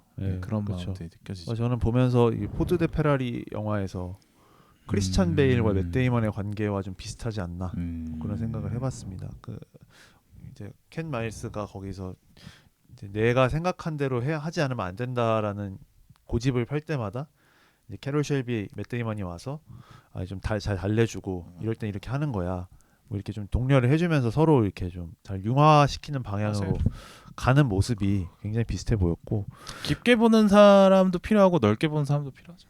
그렇죠. 근데 그 깊게 그 조합이 중요하지. 뭐 넓게 보는 사람만 있으면 또 일이 잘 굴러갈 수는 있으나 성과가 이제 독보적인 성과는 안 나올 것이고. 예. 그리고 감성에 그래서- 있어서도 좀 더 엘리자벳은 잘 표현하는 스타일이고 라즐로는 좀 무뚝뚝한 스타일이고. 그래서 그런 것들이 이제 어떤 그 미국 생활이라는 새로운 상황에서 어떻게 이 사람들이 새로운 삶을 꾸려가느냐를 보여주는데 어떻게 헝가리에서도 어떻게 살았는지를 좀 알겠구나가 좀 보이기도 했어요. 근데 저는 엘리자벳의 용기가 되게 좋았다고 생각하거든요. 그러니까 누가 봐도 약자인데 그 집으로 쳐들어가서 그렇죠. 할 말을 하고 고발해버리고 나오잖아요. 근데 사실 그런 용기가 쉽지 않은데 좀 대단하다는 생각이. 그분이 또 기자 출신이었기 때문에 네. 네. 그런 것도 있었을 것 같고. 그러니까 저는 이제 뭐라 해야 되지? 아까 뭐 갈등 얘기를 했지만, 그러니까 우리 사회에서 보면 막 사회성 얘기하면 이렇게 둥글둥글하니 그냥 뭐 맞춰주고 뭐 어떻게 보면 굴욕도 참고 막 이렇게 굴복해주고 이런 거를 사회상 살면서 필요한 스킬인 것처럼 이렇게 많이들 가르치는데, 물론 뭐 저도 무슨 말인지 알고 필요한 것도 맞습니다만 쓸데없는데 똥꼬지 필요는 없는 건 맞습니다만, 요런 거 그러니까 정말 이 뭐라 해야 되지? 이 사람의 정체성이나 아니면 자존감이나 요런 것을 건드리는 문제에서까지 굴종을 선택해서는 안 되는 거잖아요. 그렇죠. 이렇게 엘리자벳처럼 항의를 할 수 있어야 되고 갈등을 피하지 않을 수 있어야 되는 게 또 그것도 사회적인 스킬 중에 하나인데, 그쪽 부분은 사실 좀 언급이 잘 안 되는 것 같아요. 그러니까 그렇죠. 어떻게 보면 이것도 권위주의적인 사회의 그런 어떤 전통이 남아 있는 것들인 것 같아요. 약간 뭐랄까 라즐로는 결과적으로 내가 건축으로 보여주면 되지라고 생각을 하는 것 같고, 그러니까 뭐 모든 걸 숨기더라도. 근데 이제 이 엘리자벳은 겉으로도 우리를 무시하지 마세요라고 말할 줄 아는 맞아요. 그런 사람이죠. 약간 띠걸 줄 알아야 된다고 생각해 저는. 예. 그러니까 엘리자벳이 그런 성격을 가졌기 때문에 라즐로가 그 해리슨한테 그런 수모를 당하고서도 어찌됐든 프로젝트를 잘 마무리할 수 있었던 것 같아요. 라즐로는 혼자서 그거를 사귀려고 하다가 점점 더 이제 미쳐가는 느낌이었는데, 그걸 엘리자벳이 감지를 하고 이 나는 썩었어, 이건 아니야 라고 말을 해주면서 이제 엘리자벳이 그 해리슨의 집에 간밤에 쳐들어가는 양상으로 나오잖아요. 그러니까 그런 지점들이 결국 라슬로가 최고의 건축가로 가는 데는 엘리자벳의 역할이 컸다. 그렇죠. 예, 그 커뮤니티 센터에 지분이 있다, 이렇게 생각이 듭니다. 그리고 해리슨도 많이 그 열등감을 느꼈을 것 같아요. 아 그렇죠. 예. 그러니까 해리슨 얘기로 좀 넘어가도 될까요? 예. 네. 해리슨이 사실 1막의 해리슨과 2막의 해리슨이 좀 커브가 좀 있잖아요. 느낌이 다르잖아요. 1막에서는 되게 뭔가 의식이 조금 진보적인 것 같기도 하고 좀 과감한 것 같기도 하고 이민자들한테 좀 기회를 주는 자본가. 실력 있으면 돼. 아메리칸 드림이야. 네. 했는데. 뭔가 좀 물론 변덕스럽긴 하죠. 내 소재를 왜 함부로 건드려 나가 하다가 당신이 유명한 건축가인 걸 알았습니다. 뭐 우리 집에 들어와서 얘기 좀 하시죠. 뭐 이런. 엄마 아파서 지금 그러는데 빡치죠. 예, 그렇죠. 다 붙여져 있고. 그렇죠. 이제 그런 모습들 때문에 좀 뭔가 그 흔한 자본가가 아닌 것 같다라는 생각이 드는데, 이제 엘리자벳이 미국에 도착하고 그 집에 살게 되면서 양상이 좀 바뀌죠. 예. 예. 괜히 그 엘리자벳 앞에서 발음 지적을 한다거나 뭔가 엘리자벳이 똑똑하니까 막 괜히 뭔가 추파에 가까운 호의를 보내기도 하고, 아무튼 뭔가 라즐로에 대한 감정이 그때부터 좀 이상해진 게 아닌가. 예. 그래서 이분도 뭐 우리가 그냥 흔히 봤을 때 보는 그런 인간적인 자본가? 저는 그게 엘리자벳에 등장하고 되게 밀접한 연관이 있다고 생각을 하는데, 해리슨이 생각했던 이민자는 이민자여야 되는 거죠. 근데 엘리자벳을 보니까 덤벼. 그러니까 라즐로는 안 덤비잖아요. 네. 엘리자벳 덤벼. 그러니까 네. 거기서 기분이 상한 거죠. 네가 뭔데 이민자 권위에 주제에 도전해. 도전해? 그러니까 이제 그 장면이 나오는 거죠. 너희들은 창녀에 불과하다. 그러면서 이제 그 라즐로가 아내가 없잖아요. 라즐로가요? 라즐로랜다. 해리슨이 네. 뭔가 나는 갖고 있지 못한 것을 갖고 있어서 더 그렇게 막 모질게 대하지 않았나, 그런 생각도 들었습니다. 저는 뭐 아내가 없는 거에 대해서 뭔가 컴플렉스를 느끼는 인물은 아니었다고 생각해요. 그냥 뭐 그런 거지. 그러니까 라즐로가 네. 처음 만났을 땐 상당히 저자세였는데 네. 조금씩 이제 프로젝트에서 자기가 책임질 게 많아지고 그렇죠. 이렇게 하고 있는 어떤 성과들이 나오기 시작하면서 조금씩 의견을 내기 시작하잖아요. 해리슨과의 관계가. 아마 이탈리아 갈 조금씩 때도 빡쳤을 것 같아. 그렇죠. 그러니까 그것 때문에 좀 열받았지 않았을까? 그러니까 사람이 뭔가를 돈 주고 뭔가를 시킬 때 사실은 거래인데 내가 돈을 내주면 너는 나에게 노동을 제공해라라는 거래인데 사실 참 희한한 게 그 노동을 제공하는 노동자는 당당하지 못하고 그 노동의 대가를 주는 사람은 당당한 뭐 이런 경우들이 많이 있는데 약간 그런 심리처럼 보였어요. 그냥 네가 내 돈 받아서 먹고 사는 애인데 나한테 이렇게 당당한 자세로 들이대면 안 되지. 이런 마인드 있잖아요. 그 뭐 기생충의 박사장 같은 그런 마인드죠. 그거였다고 생각해요, 저는. 선을 넘어 뭐 그런 거죠. 네, 뭐 그런 거. 아니 돈도 없는 거지 같은 유대인 새끼 내가 걷어먹여놨더니 나를 이제 완전 동등하게 그걸로 보내? 생각하네. 이거에 대한 빡침으로 봤어요. 사실은 그쵸. 이게 기생충에서도 그쵸. 지적이 된 건데 돈 주고 내가 노동 제공했는데 왜 굽실거려야 되냐? 라는 질문이 당연히 생기는 건데 대부분 자본가들은 그렇진 않죠. 그거지 않았을까? 뭐 저는 생각했습니다. 그렇죠. 그게 컸을 것 같아요. 네. 그랬고. 근데 네 해리슨이 근데 그 결핍을 갖고 있는 캐릭터라는 거는 잘 보여지지 않았나 싶어요. 그러니까 어머니에 대해서 되게 집착하는 하죠. 거잖아요, 사실은.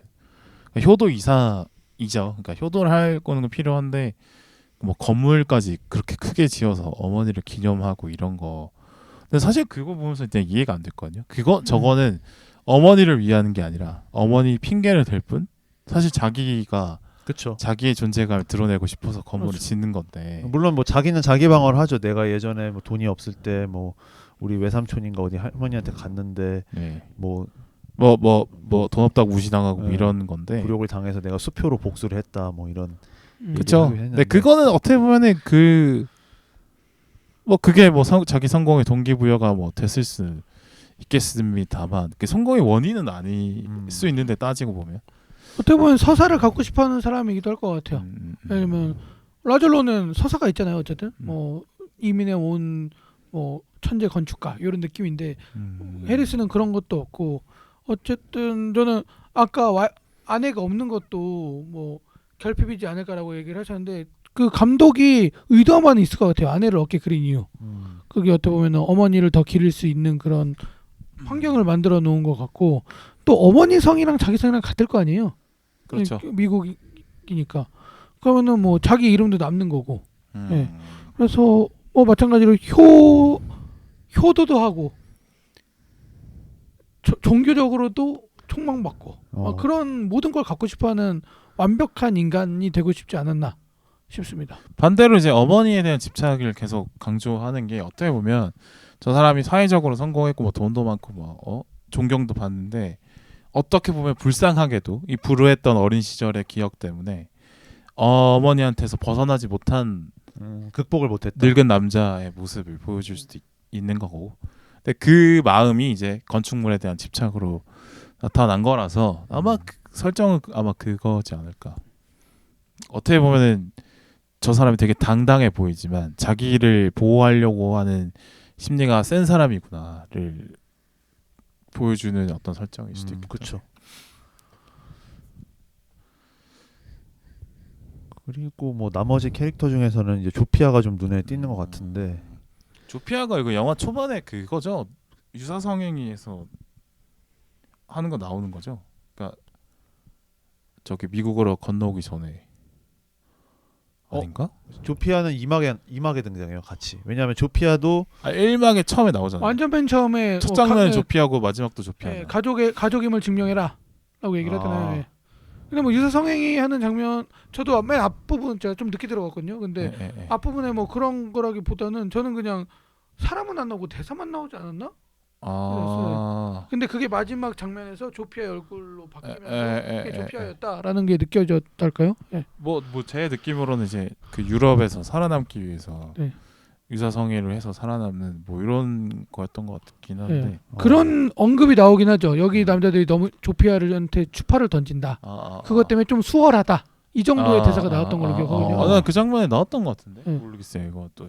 실제로 그 교도소에서 무슨 신문 받는 씬은 나왔던 것 네, 같은데 맞아요. 직접적인 어떤 그런 성적 묘사는 조피한테는 나오지 않았던 것 같고 오히려 그 이막에서 그 아들이 약간 건드렸다는 네. 그런 인지는 좀 주지 않았나 근데 이제 싶고. 그러니까 건드리려고 하는데 그 다음부터는 뭔가 아들이 조피아를 띠껍게 보다가 예. 이제 좀 가보면 놔주는 느낌이 들잖아요. 예. 그러니까 조피아가 이제 이 새끼도 나한테 또 찝적대네. 그러면 이제 어쩔 수 없지 뭐. 해서 그러니까 그러니까 아들이 원하는 그림으로 굴복하지 않아준 거죠. 근데 저는 그 굴복했다라고 보거든요. 왜냐면 그 수영장 장면 있잖아요. 수영장 장면에서 커트가 딱 돼요. 저는 그냥 해주고 넘어간 걸로. 네, 저도 해주고 그러니까. 넘어갔다라고 봐요. 그 뒤로 이제 관심을 안 갖잖아요. 그쵸, 이 아들이. 그쵸. 그러니까 그쵸. 이 아들이 원하는 그림이 아니었던 거야. 사랑을 주고받는 느낌이길 바랬던 것 같은데 그건 아니고. 뭐 그런 것도 있고 뭔가 좀 내가 말하면 너는 그냥 좀 꿇어라 이런 느낌인데 그냥 내가 한번 그냥 너와의 그 시간을 갖고 말겠다라는 식으로 했기 때문에 더 이상 매력을 못 느끼고 뭐 이렇게 하지 않았나.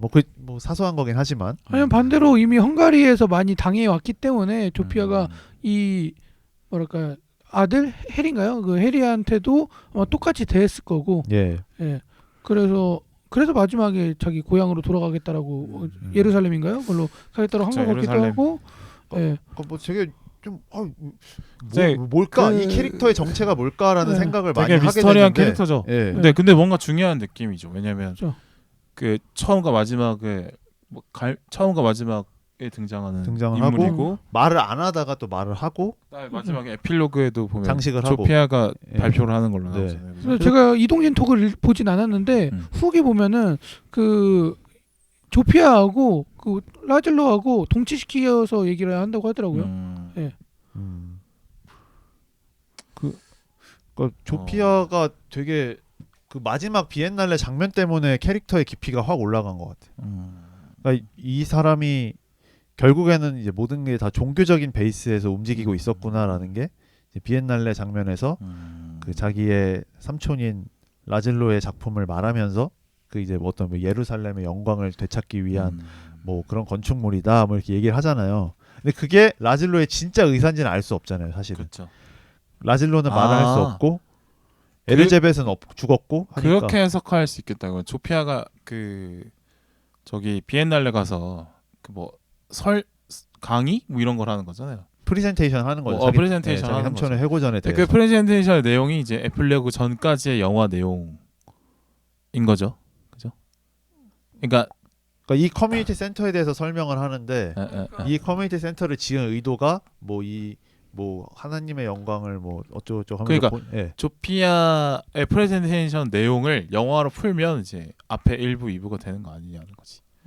그 영화 내용이 조피아의 프레젠테이션이다. 밀버님 말씀이시고 그 마지막 장면 그렇게 생각해 보면 1부의 처음과 2부의 마지막을 조피아가 장식하고 에필로그에서 또 그걸 프레젠테이션하는 조피아의 모습을 보여주는. 그럼 주인공이 조피아네요. 그러면 그렇게 되면 뭐 화자 정도? 근데 그러면 우리는 더 라젤로의 진짜 그 의도나 어떤 마음을 알지 못하는 설정이 아닐까요? 그렇게 되면? 아니면 반대로 이제 라즐로의 마음과 조피아의 마음이 같다라고 볼 수도 있는 거죠. 저는 같지 않을 수도 있겠다라는 생각이었어서. 왜냐하면 이 그 종교적인 해석을, 그러니까 종교적인 어떤 믿음 자체를 에르제벳 라젤로는 조피아만큼 갖고 있지 않잖아요. 그렇죠. 나는 굳이 시온으로 돌아가고 싶지 않다는 생각이었던 거고. 라젤로는 그랬죠. 예. 사실 라즐로는 종교에 관심이 없는 것 같고 그 십자가도 사실 그 자기가 이제 뭐라 그래야 될까 종교 시설을 지어야만 사람들의 환호를 받을 수 있기 때문에 종교 시설을 그 종교적 지은 수요가 있었으니까 그렇죠. 뭐 종교 시설은 안 만드나요? 해가지고 그러면 뭐 그것도 추가하겠습니다 하면서 만들어진 그렇죠. 거고. 원래는 이제 계획이 없었죠. 본인의 어떤 그 수용소의 삶을 좀 형상화한 맞아. 컨셉의 건물을 만들려고 했는데 종교적인 걸 왜 없나요? 해서 추가한 게 그 예배당. 그렇죠. 사실 거니까. 그 나라는 이제 종교적인 게 있어야 사람들이 환호를 받는다라고 해서 한 거였는데 그러니까 뭐 종교랑은 상관없지 않았나 싶어요. 네. 라즐로는. 저는 조피아라는 캐릭터가 결국에는 개인으로 서지 못하게 만드는 캐릭터라고 저는 보게 됐었어서. 뒤에 얘기하려고 했는데 그냥 시오니즘 관련 얘기들이 있잖아요. 이게 시오니즘 찬성하는 영화냐 반대하는 영화. 아 그렇죠. 이 떡밥인데 저는 그 찬성하는 영화는 아닌 것 같고, 그러니까 조피아 같이 시오니즘에 영향을 받은 유태인도 있는 거고 나즐로처럼 힘들어간 유태인도 있었다. 뭐 이렇게 얘기를 하는 것 같아요. 그래서 중립적이다라고 생각을 할 수 있는 것 같은데, 근데 뭐랄까, 그러니까 조피아와 라즐로가 어떻게 보면은 같은 계열의 인간이라고 나는 보는 게, 그러니까 조피아는 그냥 말 그대로 그 시오니즘에서 얘기하는 예루살렘으로 그냥 간 거고, 근데 그 예루살렘이라는 공간이 사실 그냥 어떤 실제 예루살렘이라는 도시가 있지만 어떻게 보면 상징적인 거를 그렇죠. 실제로 구현한 거잖아요. 그러니까 유대교를 믿는 사람들에게 이상향으로 여겨지는 그 공간을 실제 그 도시에 가서 펼쳐버린 거잖아요. 그죠? 그런 의미에서 이제 라즐로에게 건축이라는 것이 그 예루살렘을 가서 이스라엘을 건국한, 억지로 폭력적으로 그 유태인들의 마음과 똑같은 거 아닐까 하는 생각이 들었어요. 그냥 자기만의 이상향을 펼친 거지. 뭐 그런 면에서는 좀 비슷하지 않나? 근데 그러니까 라즐로는 종교의 형태가 아닐 뿐이었다. 그 도시에 집착하지 않고 그냥 자신만의 어떤 예루살렘을 건축으로 만들어낸 거라는 생각이 드는 거고, 그러니까 라즐로가 핍박받고 막 수용소에 있고 그 삶을로부터 벗어나서 자신을 완벽하게 구원해주고 자신이 이상향을 완벽하게 펼친 공간을 짓기 위해서 이제 막 몰두를 하잖아요. 그죠? 그 마음과 예루살렘의 그 척박한 땅에 가서 막 버티고 막 했던 유태인들의 마음이 똑같은 거 아닐까라고 생각하는 거죠. 물론 저는 그 예. 예루살렘에 뭐 팔레스타인 사람들 쫓아내고 이런 거는 절대 반대하지만, 자신들의 이상향 찾겠다고 수많은 사륙을 저질렀고 지금까지도 하고 있는 게 참 말도 안 된다고 생각을 하지만, 어쨌든 그네들의 마음은 똑같지 않았을까 이런 생각합니다. 저는 사실 이 영화가 뭐 시오니즘에 관련해서 얘기를 하자면은 그런 의도가 없고 그냥 하나의 장치, 그냥 유대인들을 표현하는 도구 중에 하나라고 저는 생각을 했고요.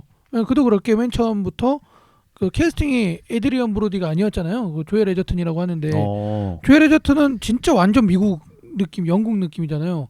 그래서 영국 사람이죠. 예, 그렇게 보면은 그 사람이 시오니즘처럼 이제 난 예루살렘으로 가겠어라는 대사를 안 했을 거란 말이죠. 그러니까 기획 초기 단계에는 그런 내용이 없었을 거고, 그래서 그냥 뭐 만약에 조엘 에저튼이 했다면은 뭐 여왕님 곁에 묻히고 싶어 뭐 이런 식으로 가지 않았을까. 그러니까 그런 뭐 그분이 사극을 많이 하셨으니까. 그러니까 뭐 힘든 거로 인한 피난처, 그런 그리움 이런 것들의 표현 중에 하나다라고 저는 퀸 봤어요. 오브 마이 하트라는 팝송이 있었는데 그 영국 팝그룹 있었는데 퀸이 아닌데 제목이 퀸 오브 마이 하트예요. 퀸 오브 마이 하트 노래 있어요. 웨스트 라이프가 맞아, 웨스트라이프. 한 20년 전에. 네. 웨스트라이프는 무슨 노래죠? 유명한 게? 이거 유명해요. 퀸 오브 마이. 웨스트 라이프 그 마이 러브 아니에요? 마이 맞아. Empty Street, Empty House. 맞아. 이거를 거의 뭐 초등학교, 중학교 영어 선생님들이 그거를 맞아. 영어서 네. 그게 다 전국적으로 네. 했구나. 그거를 갱지에다가 프린트를 해가지고 가서 맞아요. 그 넘겨가면서 그 무슨 공통 교육 과정이었나봐. 그 미친 소 그 컬투가 네. 그 우차사에서 영어 가르칠 때 그렇게 했던 것처럼 네. 큰 전지에다가 써가지고. 네네. 그리고 이제 어떤 큰 오디오를 갖고 와서 그 테이프를 딱 틀고 이제 그때 이제 팝송으로 영어 가르치겠다는 어떤 게 트렌드가 사조가 있었죠. 네, My Love, 뭐 As Long As You Love, 네. 엔싱크, Backstreet Boys, BSB 뭐 이렇게 해가지고. 바이. 요즘 애들은 그 엔싱크의 멤버가 배우가 된 걸 알까요? 모르죠. 엔싱크 자체를 모를걸요 아마. 그러니까 아이돌이 미국에는 없는 줄 아는데 사실 미국의 아이돌이 먼저 사실. 그쵸. 그죠. 그 백스트리트 보이즈, 그 뉴키즈 언더 블럭부터 네. 시작해가지고 그런 게 있었는데 오랜만에 또 갑자기.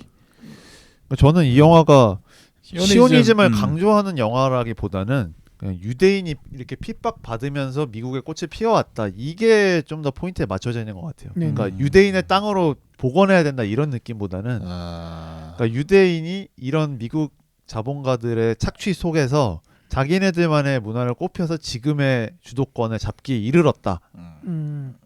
이런 거지. 뭐 다시 유대의 어떤 유대인들의 땅을 만들자. 뭐 그런 걸로 돌아가자. 이런 느낌은 아니었거든요. 그래서 정확하게 라즐로가 예루살렘을 안 갔으니까. 예. 사실 뭐 그쵸. 그것도 시오니즘 비판을 많이 받기 때문에 대놓고 막 이렇게 할 수는 없을 거예요. 저는 그리고 반대로 오히려 지금 생각해 보니까 라즐로는 아무 생각이 없고 그냥 건축대로 한 건데 조피아가 마음대로 그 그쵸. 방향을 틀어버린 거. 네네. 예.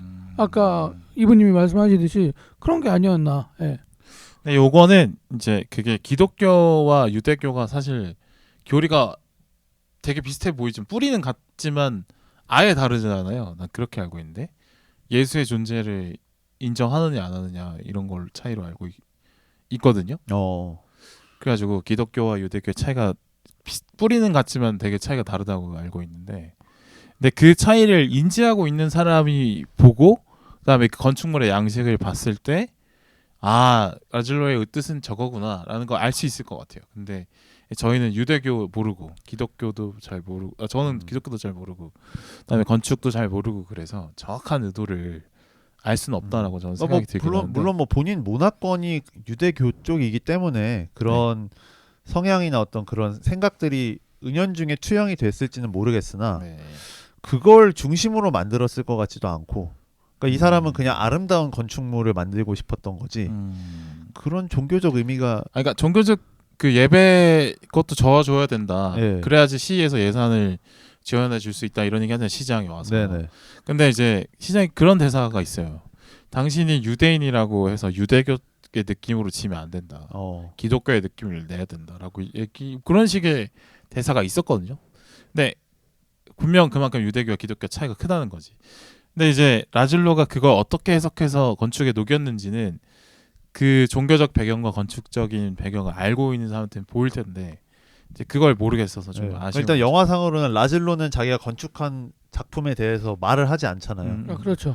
주변 사람들이 말을 얹을 뿐인 거죠. 네. 근데 만약에 근데 다른 사람이 보고 라즐로 이 사람이 유대교를 건축물로 표현했네 라고 얘기하면 이제 이게 뭐야 그러면 이거 시오니즘 뭐 이런 건가? 이렇게 의심을 할 수 있는 요소는 그쵸. 분명히 있다고 생각해요. 그러니까 이게 뭐 또 나중에 뒤에서 또 얘기할 수 있는 부분이기도 하겠지만 이게 결국에는 그거 연출자의 의도를 이제 수용자나 뭐 어떤 다른 자본가들이 어떻게 해석하냐의 문제지 이게 어떤 종교적 이념의 문제는 아닌 것 같다 생각이 듭니다. 뭐 근데 확실히 영화가 꼭 그러니까 시오니즘이 비판받는 요소가 있기 때문에 있죠.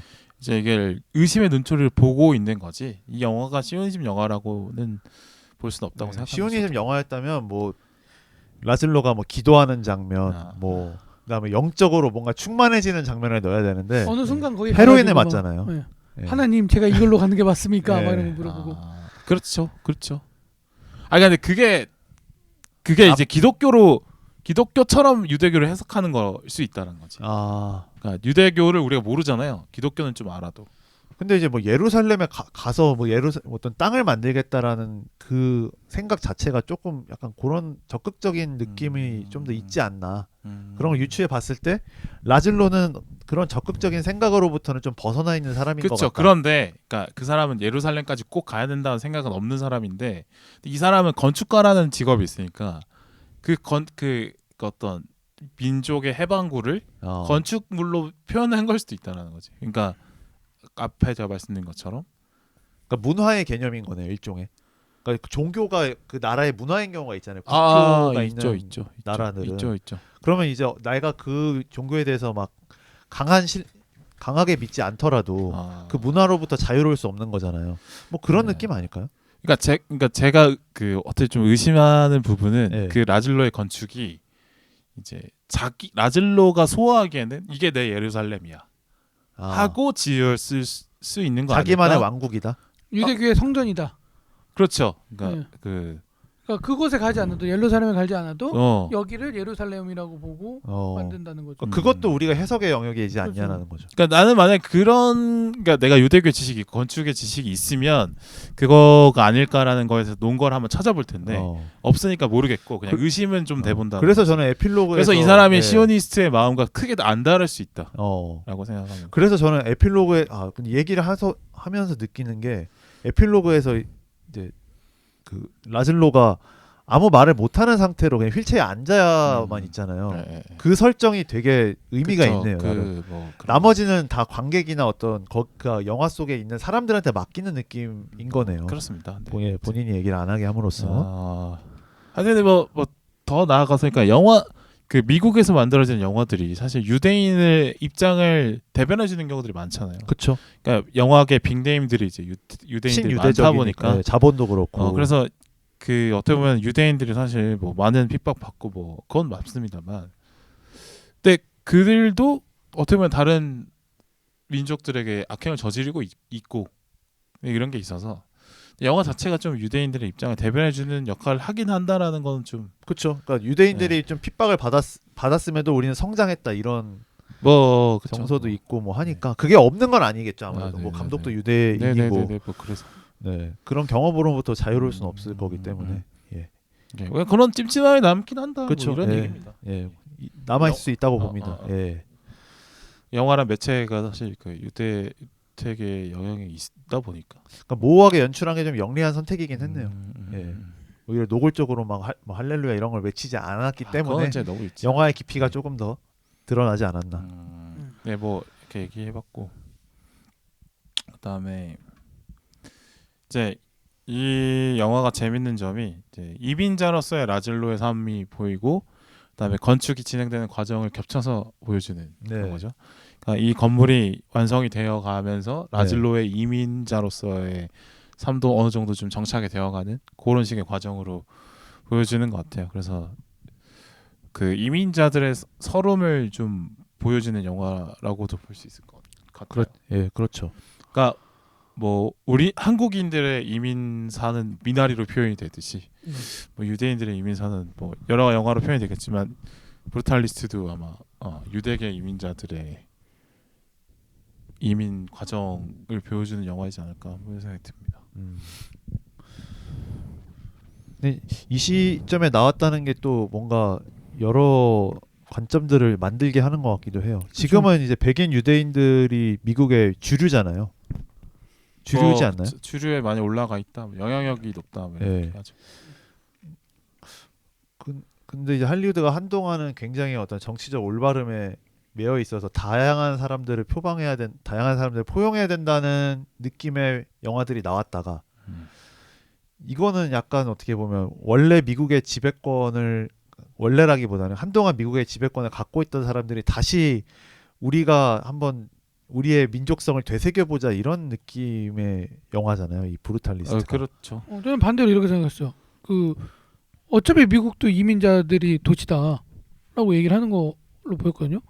왜냐면 일단 보편적으로도 해석할 수 있죠. 거기 이제 주류가 이미 해리슨이잖아요. 해리슨이 주류고 이제 라즐로가 이민자이기 때문에 이를 주인공으로 내세웠다는 거는 뭐 우리도 다 이민자였다라는 식으로 저는 오히려 보편적인 느낌입니다. 저는 이제 이민자로서만 보면은 꼭 유대인의 얘기만은 아닌 것 같다는 생각이 들어요.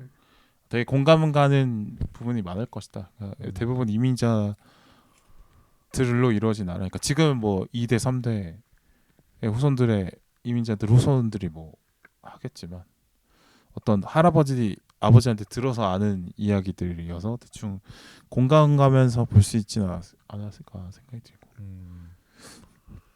그다음에 저는 이거 재밌게 본 부분이 그러니까 라즐로는 사실 이제 유럽이 전쟁에 휘말리지 않고 정상적인 평화가 유지가 됐다면 되게 존경받고 그죠?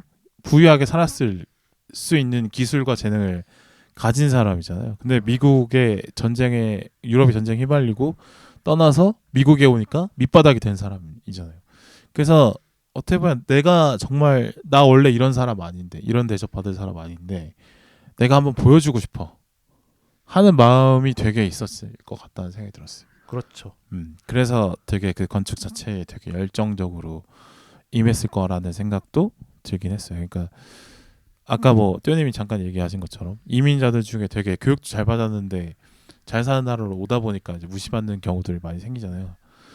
그걸 어떻게 보면 이제 보여주기 위해서 내가 이를 더 악물고 그렇죠. 버텼고 그래서 열심히 살았고 근데 그렇게 이제 재능 있는 이민자들이 이를 갈고 열심히 살았던 그 포텐이 터진 그 후과를 미국이라는 나라가 다 온전히 받아서 또 미국이 잘 된 것도 있겠다 그런 생각도 해봤어요. 그렇죠. 그러니까 그만큼 이제 미국이라는 나라가 규모가 크다 보니 다양한 사람들을 수용할 수 있는 그릇이 됐고 근데 그게 이제 미국이라는 나라 안에서 빵빵 터지면서 이제 초강대국이 되지 않았나 뭐 그걸 또 봤던 것 같아요. 그러니까 수많은 라질로들이 있었겠죠. 분야를 바꿔가면서 뭐 그런 걸 또 봤던 것 같아요. 뭐 그 저기 오펜하이머처럼 그런 사람들이 많지 않았을까 생각이 듭니다.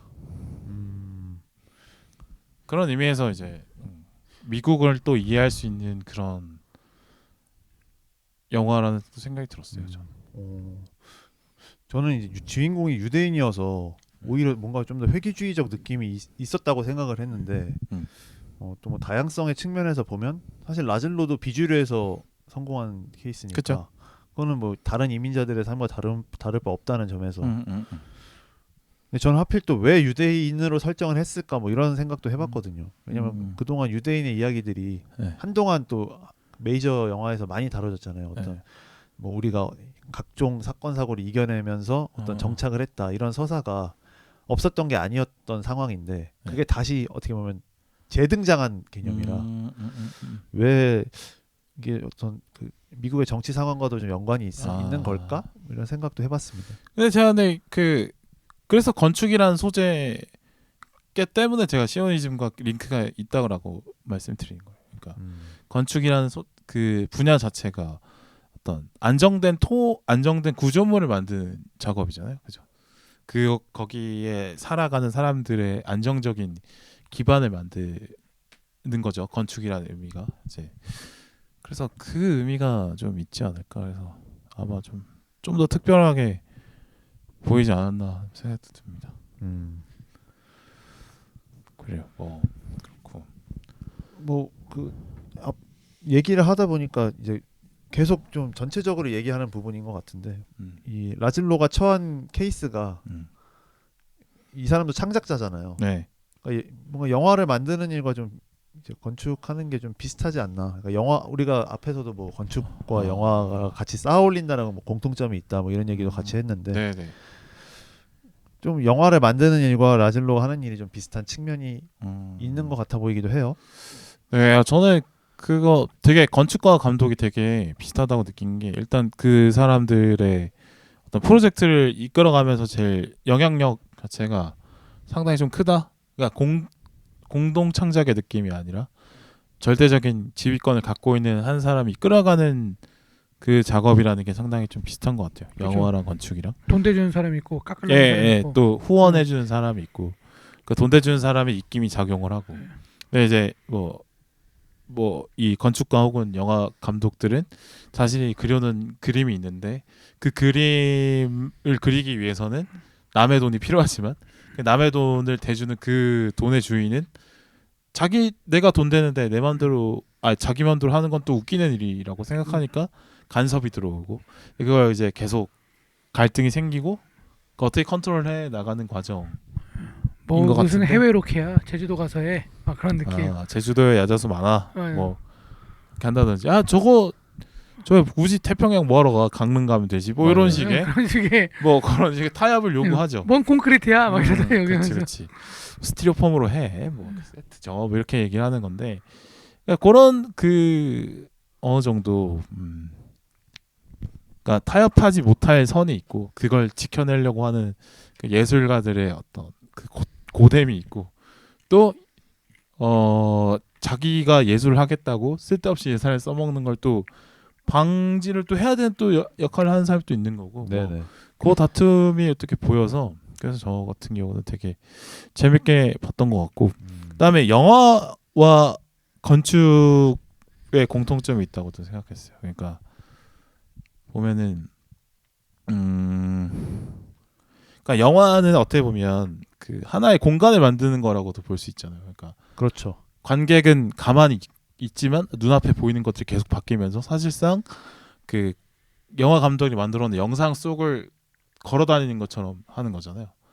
어떻게 보면 건축과 똑같은 거죠. 일종의 세상을 만들어주는. 세상을 만들어주고 그 안에 사실 무조건 받아들이게 만드는 네. 거죠. 영화도 사실 그렇고 건축도 사실 그렇죠. 건축이 지어진 대로 사람이 그걸 쓸 뿐이지 막 사람이 뭐 벽을 부수고 나는 여기서 계단을 만들겠어 이렇게 할 수 없잖아요. 콘크리트 구조물을 인간이 어떻게 혼자서 변경할 수 없으니까. 그러니까 영화도 마찬가지고 건물도 마찬가지고 이용하는 사람 입장에서는 그냥 무조건 받아들일 수밖에 없어. 설계자의 의도를. 그러니까 여기서 말하는 설계자는 감독이나 건축가죠. 그러니까 설계자가 만들어낸 대로 그 의도를 수동적으로 받아들일 수밖에 없다는 것이 어떻게 보면 또 건축과 영화의 공통점이 있다라는 생각이 들어요. 그렇지만 또 그 건물이나 어떤 공간에 들어섰을 때 사람들의 느낌이 다 다르듯이 느낌은 다르죠. 영화도 또 사람들이 그 우리 세상 밖으로 영화 속 세상 밖으로 나왔을 때 느낌은 다 다르잖아요. 그렇죠. 같은 경험을 했지만. 그렇죠. 근데 그 안에 있는 동화는 사실은 어떻게 보면 그냥 일방적으로 받기만 그쵸. 해야 하죠.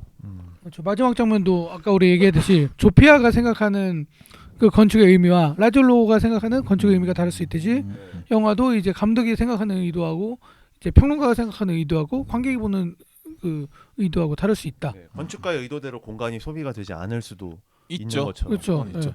근데 이제 큰 틀은 사실 정해진 대로 할 수밖에 없다라는 거죠. 그러니까 영화 감독이 액션 영화를 만들어놨는데 거기서 갑자기 막 섹슈얼적인 그런 요소를 자극을 찾을 넣는다거나. 수는 없는 거잖아요. 아 그렇죠. 그 액션 안에서 이제 조금씩 달라지는 거지. 큰 줄기는 설계자의 의도대로 갈 수밖에 없다라는 거죠. 그죠. 집을 막 거주형으로 만들어놨는데 거기서 막 운동해버리면 안 되는 것처럼 그런 거. 것 같아요. 뭐 그래서 그렇지만 뭐 소소하게 뭐 관객들도 나름 능동적으로 해볼 수도 있겠죠. 소비 같은 거를. 뭐 할 수는 있죠. 뭐 도서관에서 계단으로 안 내려가고 계단 손잡이 타고 내려가는 것처럼. 그렇죠. 네. 손잡이랑 엉덩이 타고 내려가듯이. 그렇죠. 네. 네. 또 공장을 박물관으로 만들고 네. 뭐 그런 거. 그거는 네. 그거는 국무총리죠. 네. 알겠습니다. 그 함부로 주시면 소리 이상 하지 마세요. 그걸 자꾸 어떻게 어쨌든 네, 뭐 건축 얘기도 해본 것 같고 네. 뭐 인터미션 얘기 해볼까요? 이제 마무리 향해 가는데 인터미션이 왜 들어갔을까? 약간 저는 그 생각했어요. 이 감독이 넷플릭스 이 시대에서 길게 영화를 보지 못하는 시대에서 살아남을 방법은 휴식 시간을 주는 거다라고 생각을 해서 인터미션을 넣었는데 뭐 인터미션 들어간 게 저는 되게 멋있게 들어갔다고 생각하거든요. 저는 되게 없는 장치여서 되게 좋았어요. 그렇죠. 상징적인 사진을 넣고. 근데 지금 생각해 보면은 사실 인터미션을 넣을 만큼의 길은 아니다라고 생각해요. 네. 한 5시간 돼야 반 정도 자르고 하지. 3시간 반인데 자르는 거는 약간 좀 그렇다. 근데 저는 인터미션에서 되게 좋았거든요. 왜냐면 그만큼 좋았어요. 집중력이 유지가 됐던 것 같아요. 저는 서사극은 인터미션이 들어가 있는 게 더 낫다고 봐요. 그 60년대에 나왔던 그 긴 영화들도 다 인터미션이 조금씩 있었거든요. 그렇죠. 관객의 집중력의 문제도 있고 하니까. 그리고 이제 워낙 장대한 삶을 다루잖아요. 영화도 거의 한 10년 가까이를 다루고 있기 때문에 중간에 한번 끊어주는 절차도 좀 영화를 이해하는 데 있어서 네, 물론 사람들의 집중력도 고려를 해야겠지만 그러니까 뭐 사실 소설도 보면은 챕터 없이 쭉 가는 경우도 있고 챕터 1, 2, 3 이렇게 나눠지는 경우도 있잖아요. 결국에는 그러니까 구분되는 영화도 많죠. 뭐 영화도 보면은 왜 펄프 픽션 이런 거 보면은 뭐 챕 파트 1이 있고 막 파트 2 있고 이렇게 나누는 건 많죠. 그렇죠. 이거 시간을 아예 끊어버리는 건 없었지 잘. 나갔다 오세요라고 하는 건 없었죠. 그러니까 막으로 구분짓는 건 많은 영화들에서 볼 수 있잖아요. 그러니까 한동안 없었던 거죠. 이게 60년대 사극 영화는 있었는데 뭐 라스 폰트리에도 맨날 막을 나누고 네, 뭐 그랬었는데 아라비아의 로렌스, 사운드 오브 뮤직 뭐 이런 한 200분짜리 넘어가는 영화들이 인터미션이 한 5분에서 10분 정도 있었는데 그런 사조가 없어지고 계속 이제 쭉 달리는 영화들로 가다가 지금 다시 이제 이게 돌아온 거잖아요. 어떻게 보면. 근데 이게 인터미션이 흐름을 끊는다라고 보일 수 있는데 오히려 저는 흐름이 더 이어졌다라고 생각했거든요. 어차피 집중력에 유지되는 시간을 넘어서는 시간에 눈앞에 보여지는 영상은 사실 집중을 안 하고 있기 때문에 의미가 없잖아요. 사실 흘러가게 어떻게 보면 되죠. 예. 버리는 거죠. 예. 근데 중간에 인터미션이 있으면서, 들어가줌으로써 역설적으로 집중력을 계속 유지시켜서 흐름을 더 있게 해준 것 같다는 느낌이 들어서 저는 좋더라고요. 아마 앞으로 이런 사조가 이어질 것 같아요. 어. 그게 제 개인적인 생각이에요. 왜냐면 긴 영화들은 자꾸 나올 거고 얘기를 네. 하고 싶은 사람은 감독들은 더 많은 얘기를 하고 싶은데 보는 사람은 없대. 그러면 중간에 숨 쉴 구멍을 버리자. 인터미션이 생김으로써 러닝 타임을 더 길게 해줄 수 있는. 그렇죠. 긴 영화를 하고 있을 수 싶은데 왜냐면 지금 보시면은 그 외계인도 1, 2 나눠서 하고 하는데 1이 망하면 2를 못 만들어. 그럴 수 있기 때문에 1, 2로 붙여서 개봉하는데 가운데 인터미션 넣고. 근데 이거는 약간 이제 이 영화를 떠나는 얘기 같아서 그렇죠. 이 영화 안에서 이제 인터미션이 어떤 의미인지 좀 좁혀서 얘기하면 좋을 것 같아요. 네. 근데 이게 꼭 인터미션만 볼 게 아니라 이 영화가 1부가 있고 2부가 있고 인터미션 있고 그다음에 에필로그 있고 이렇잖아요. 근데 그거에 또 의미가 있을 것 같긴 해요. 1부가 끊어진 시점이 어느 시점인지에 대한 의미를 좀 얘기해 보면 좋지 않을까. 일부가 어디서 끊어졌죠? 그게 그쵸. 그게 기억이 정확하게 안 나서 그런데. 아무튼 그 일부에서는 그 에르제벳을 만나기 직전에 끝난 걸로 제가 기억이 나거든요. 2부 시작이 에리자벳과 만나면서 시작하죠. 네. 맞아요. 그 에르제벳 그것만 기억나. 일부의 있고 없고야. 마지막에 맞아. 뭐그 일부에서 그 해리슨의 지인이 라즐로한테 우리가 그 에르제벳과 너의 조카의 행방을 알아봐줄 수 있다라고 얘기를 하고 그게 중반부에 나오고 후반부에 어떻게 얘기가 잘 됐나봐 미국으로 갈 수 있을 것 같아. 네, 라는 그러면은 내레이션으로 마무리가 되는 걸로 기억이 나거든요. 그때 이런 게 있어요. 그래서 그 우리의 뭐 관계를 증명해줄 사진 그게 없었는데 이 사진이 있어서 요거를 사용했어. 그 사진을 보내라고 하면서 그 사진이 뜨면서 인터미션이 되죠. 네. 그렇죠. 에르제벳이와 함께하는 삶에서 이제 또 시작. 그렇죠. 어떻게 보면 외로운 삶에서 덜 외로운 삶으로 1부와 2부. 어떻게 보면 이제 본격적인 정착의 응. 시작이라고도 볼 수 있고. 예. 그 전에는 사실 이제 그 라즐로가 약간 떠도는 거잖아요. 그러니까 네. 자기만 건사하는 삶이었다면 에르제벳이 오면서 이제 어떻게 보면 그 건축 프로젝트를 하기 시작하면서 자기 월급도 올라가고 더 좋은 집을 필요로 할 이유도 생기고 좀 더 뭐랄까 정착의 시작 뭐 이렇게 볼 수 있을 것 같긴 해. 그러면서 잘 끊었어요. 잘 끊었어. 확실히 한번 끊어주고 그 가족 이제 보통 인터미션 하면은 예전에 영화들은 배너는 인터미션. 검은 화면에 뭐 흰 글씨로 인터미션 뭐 이렇게 그냥 단순하게 떴거든요. 근데 그게 아니라 이제 제한 시간 표시도 나오고 그렇죠. 사진도 뜨고 기하학적 무늬도 배치가 되고 이렇게 된 걸 보면 맞아요. 되게 성의 영화의 있게. 여운을 느끼고 한번 영화를 복습하는 시간을 가져라. 맞아. 이런 취지로 만들어진 것 같아요. 그러니까 의도적으로 넣었다고 하더라고요. 이게 제작사에서 넣은 게 아니라 스크립트에 있는 그러니까 영화의 일부인 거죠. 예, 그죠? 인터미션이었어서. 정확하게 영화 일부. 물론 저는 거기 그때 앉아 있진 않았지만 그때 매점 가서 좀 사왔거든요. 저도요. 예.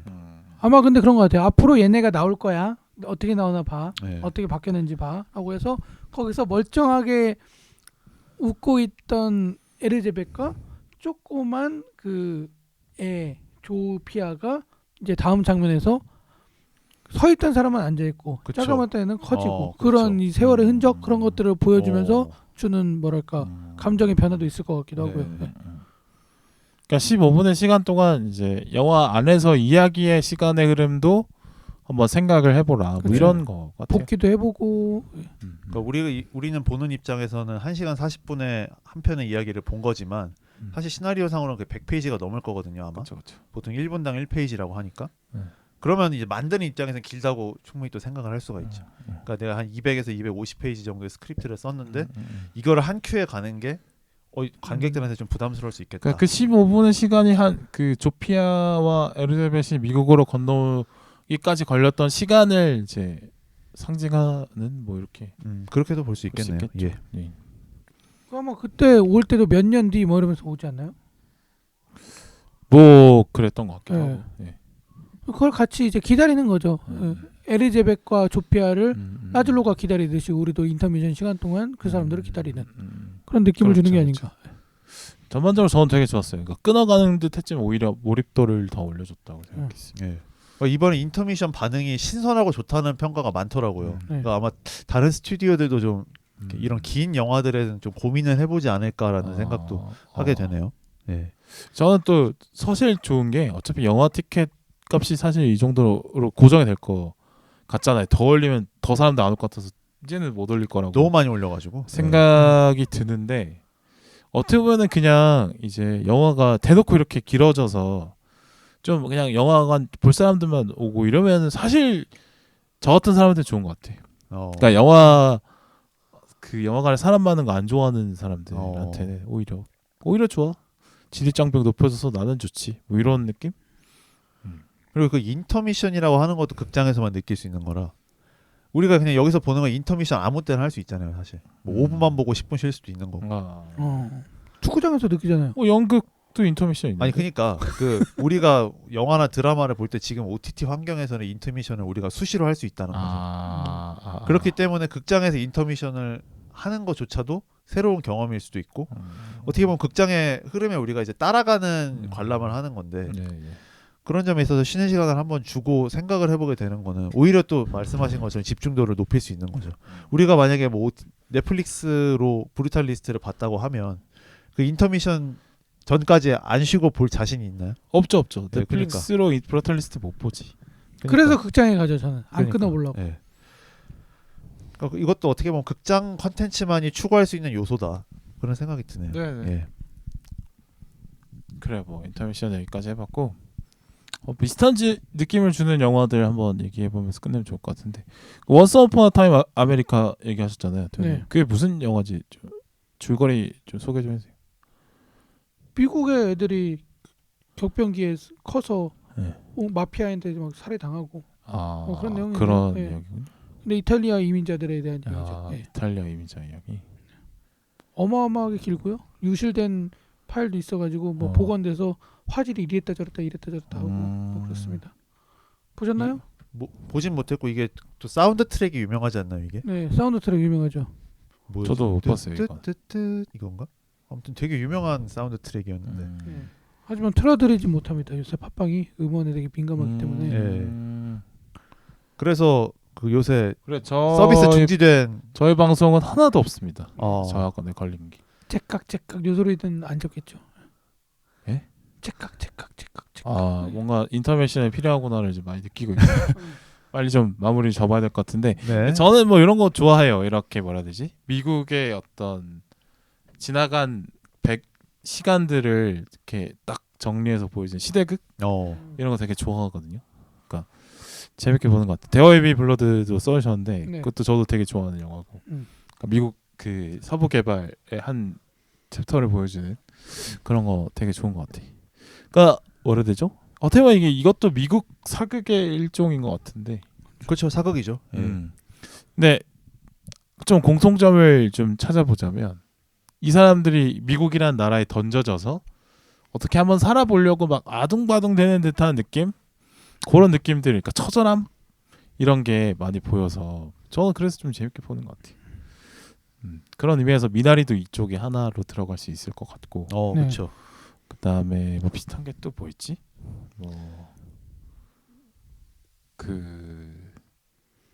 갱스 오브 뉴욕 뭐 이런 거. 그렇죠. 뭐 이런 거. 아메리칸 갱스터라든지. 예,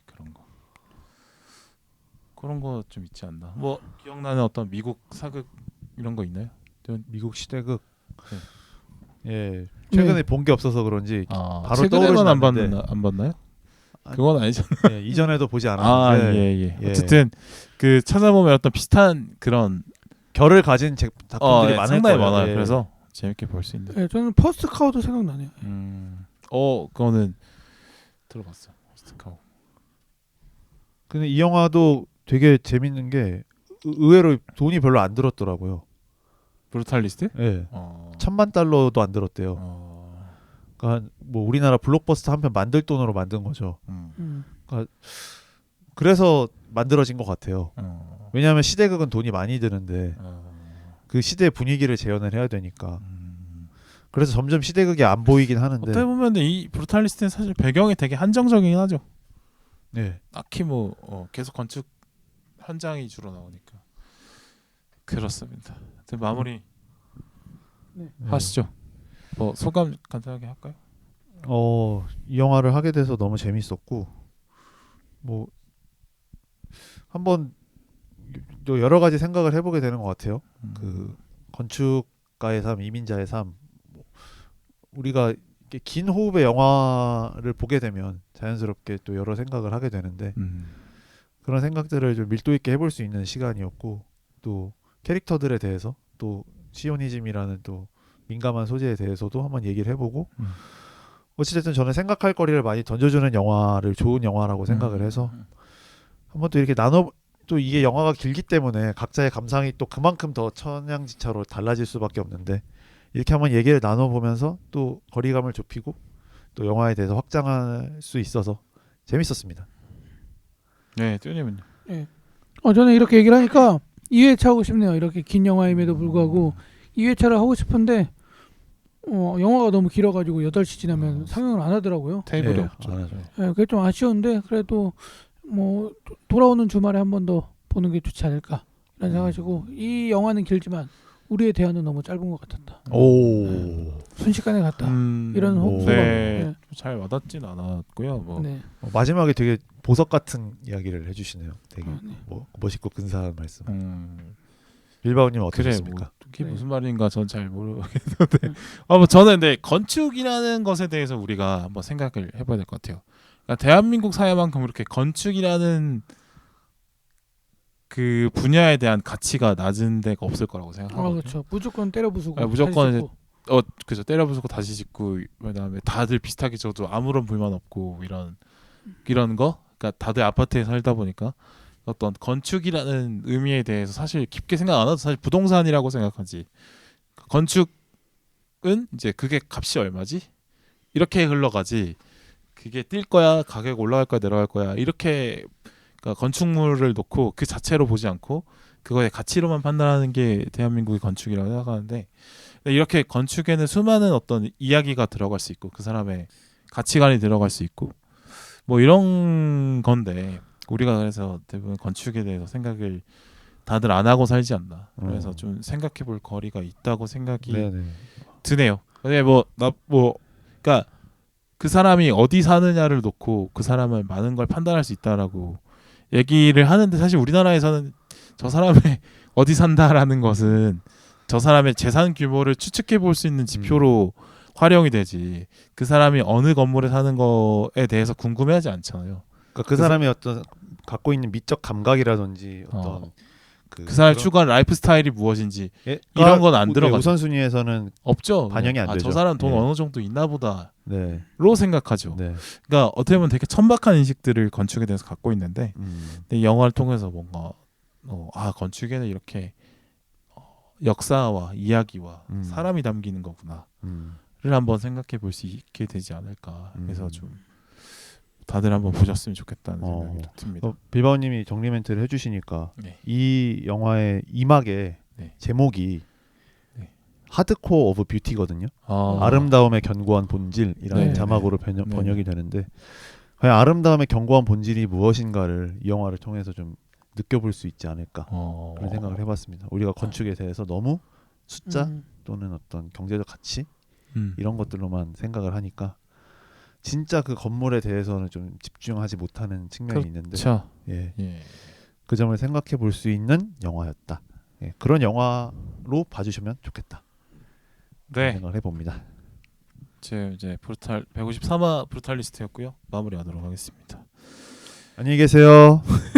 또 큐레이븐 해야 돼.